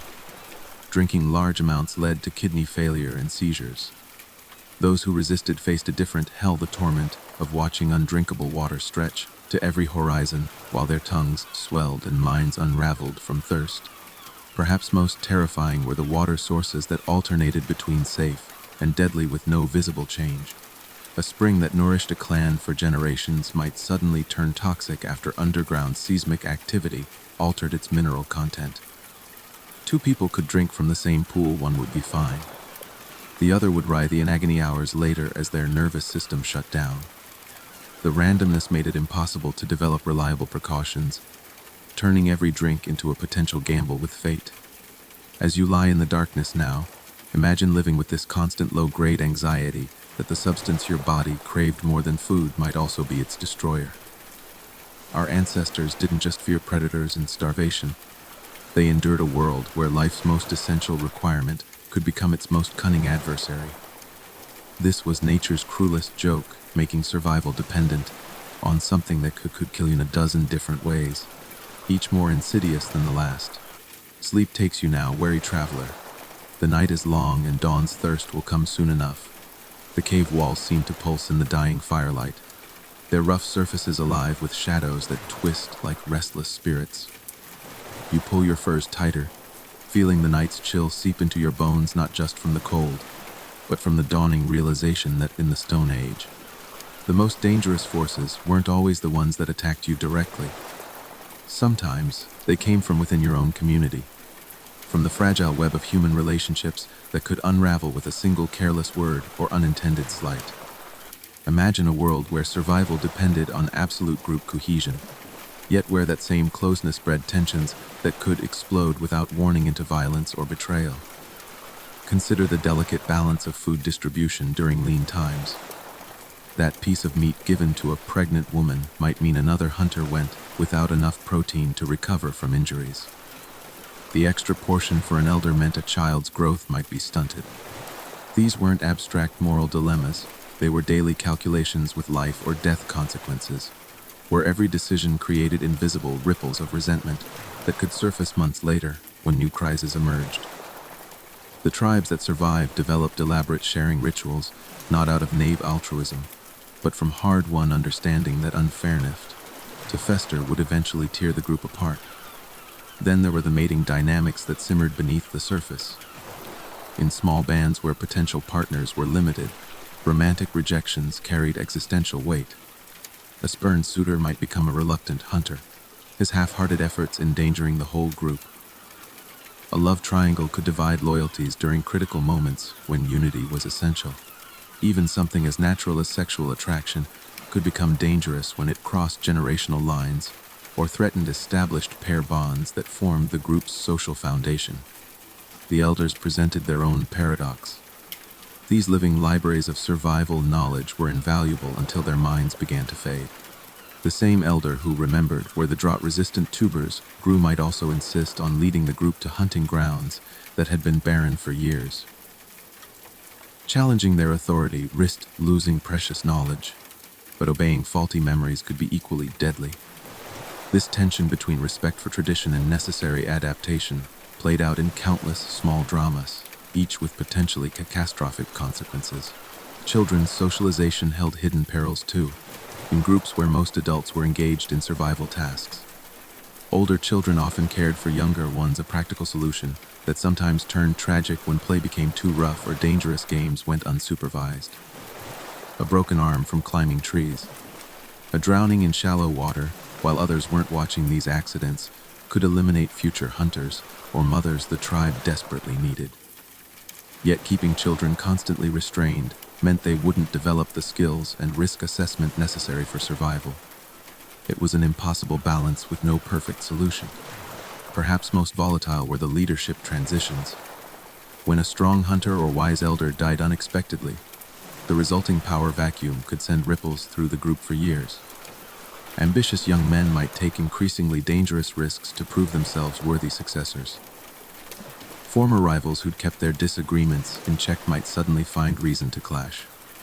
The mourning period, which should have been a time for healing and remembrance, often became instead a dangerous limbo where the group's future hung in precarious balance.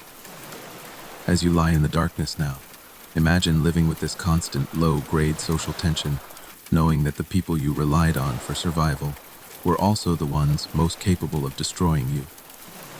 That every grudge had to be carefully managed because you'd be sharing the same fire pit tomorrow, that children's squabbles and elders' stubbornness and young lovers' passions all carried existential stakes. Our ancestors didn't just survive external threats, they navigated an endless tightrope walk of human relationships where every misstep could prove fatal. Sleep takes you now, wary traveler. The embers fade, but tomorrow's social fires will burn soon enough. The fire's last glowing ember surrenders to the darkness, leaving you suspended in a blackness so complete it feels like being swallowed whole. That familiar prickle of unease creeps up your spine, not from any visible threat, but from the dawning realization that in the Stone Age, the most dangerous forces weren't always the ones you could see coming. Sometimes, they emerged from the land itself, from subtle changes in the environment that crept forward inch by invisible inch until survival strategies that had worked for generations suddenly became obsolete. Imagine a world where the earth itself could betray you without warning, where the plants and animals you depended on could transform into unfamiliar versions of themselves, where the very rules of existence seemed to shift beneath your feet. Consider the slow death of traditional hunting grounds. That valley where your grandfather taught you to track deer, where the herds had followed the same migration routes for countless generations, it might gradually change over a decade or two. Maybe a distant landslide altered water flows, or new predators moved into the area, or the types of grasses shifted with subtle climate changes. The deer stopped coming, but the realization came too late after you'd already led your clan there for the winter hunt. Now you stood in a silent forest, your stomach growling, your people's eyes boring into your back, wondering why the old ways had failed them. The land remembered nothing of its promises. Then there were the plants that forgot their purpose. The medicinal herbs your shaman carefully harvested each summer might lose their potency over years, perhaps due to soil depletion or genetic drift among wild populations. What cured an infection last season might do nothing this year, leaving the wounded to wonder what taboo they'd broken to deserve such suffering. Even worse were the food plants that developed new toxins in response to environmental stress. Those familiar berries that nourished your childhood might now bring convulsions and death, their chemistry altered by some invisible hand of nature. The rivers told similar stories of betrayal. That reliable fishing spot where the salmon always pooled during spawning season, it might suddenly go barren when a beaver dam upstream diverted the current, or when warmer waters shifted the fish's breeding patterns. You'd stand on the same rocks where you'd caught food since childhood, watching the empty water rush by, wondering if the spirits had abandoned you, or if you'd somehow failed to read signs that should have warned you. Perhaps cruelest of all was how these changes interacted with human biology. The children born during lean years developed differently, their bones showing stress markers from early malnutrition, their brains perhaps never reaching full potential. A generation raised on marginal nutrition would face adulthood with diminished capacity to solve the very problems threatening their survival. The land's betrayal echoed through decades, weakening bodies and minds just when strength and wisdom were needed most. As you lie in the darkness now, imagine living with this constant background anxiety that the knowledge passed down through generations might suddenly become obsolete, that the land could rewrite its rules without notice, that your entire understanding of survival might crumble beneath you like rotten ice. Our ancestors didn't just battle predators and starvation. They waged a silent war against an environment that refused to stay predictable, where the only constant was the terrifying possibility that everything you knew about staying alive might suddenly be wrong. Sleep takes you now, wary traveler. The earth dreams its ancient dreams, and tomorrow's challenges will come soon enough.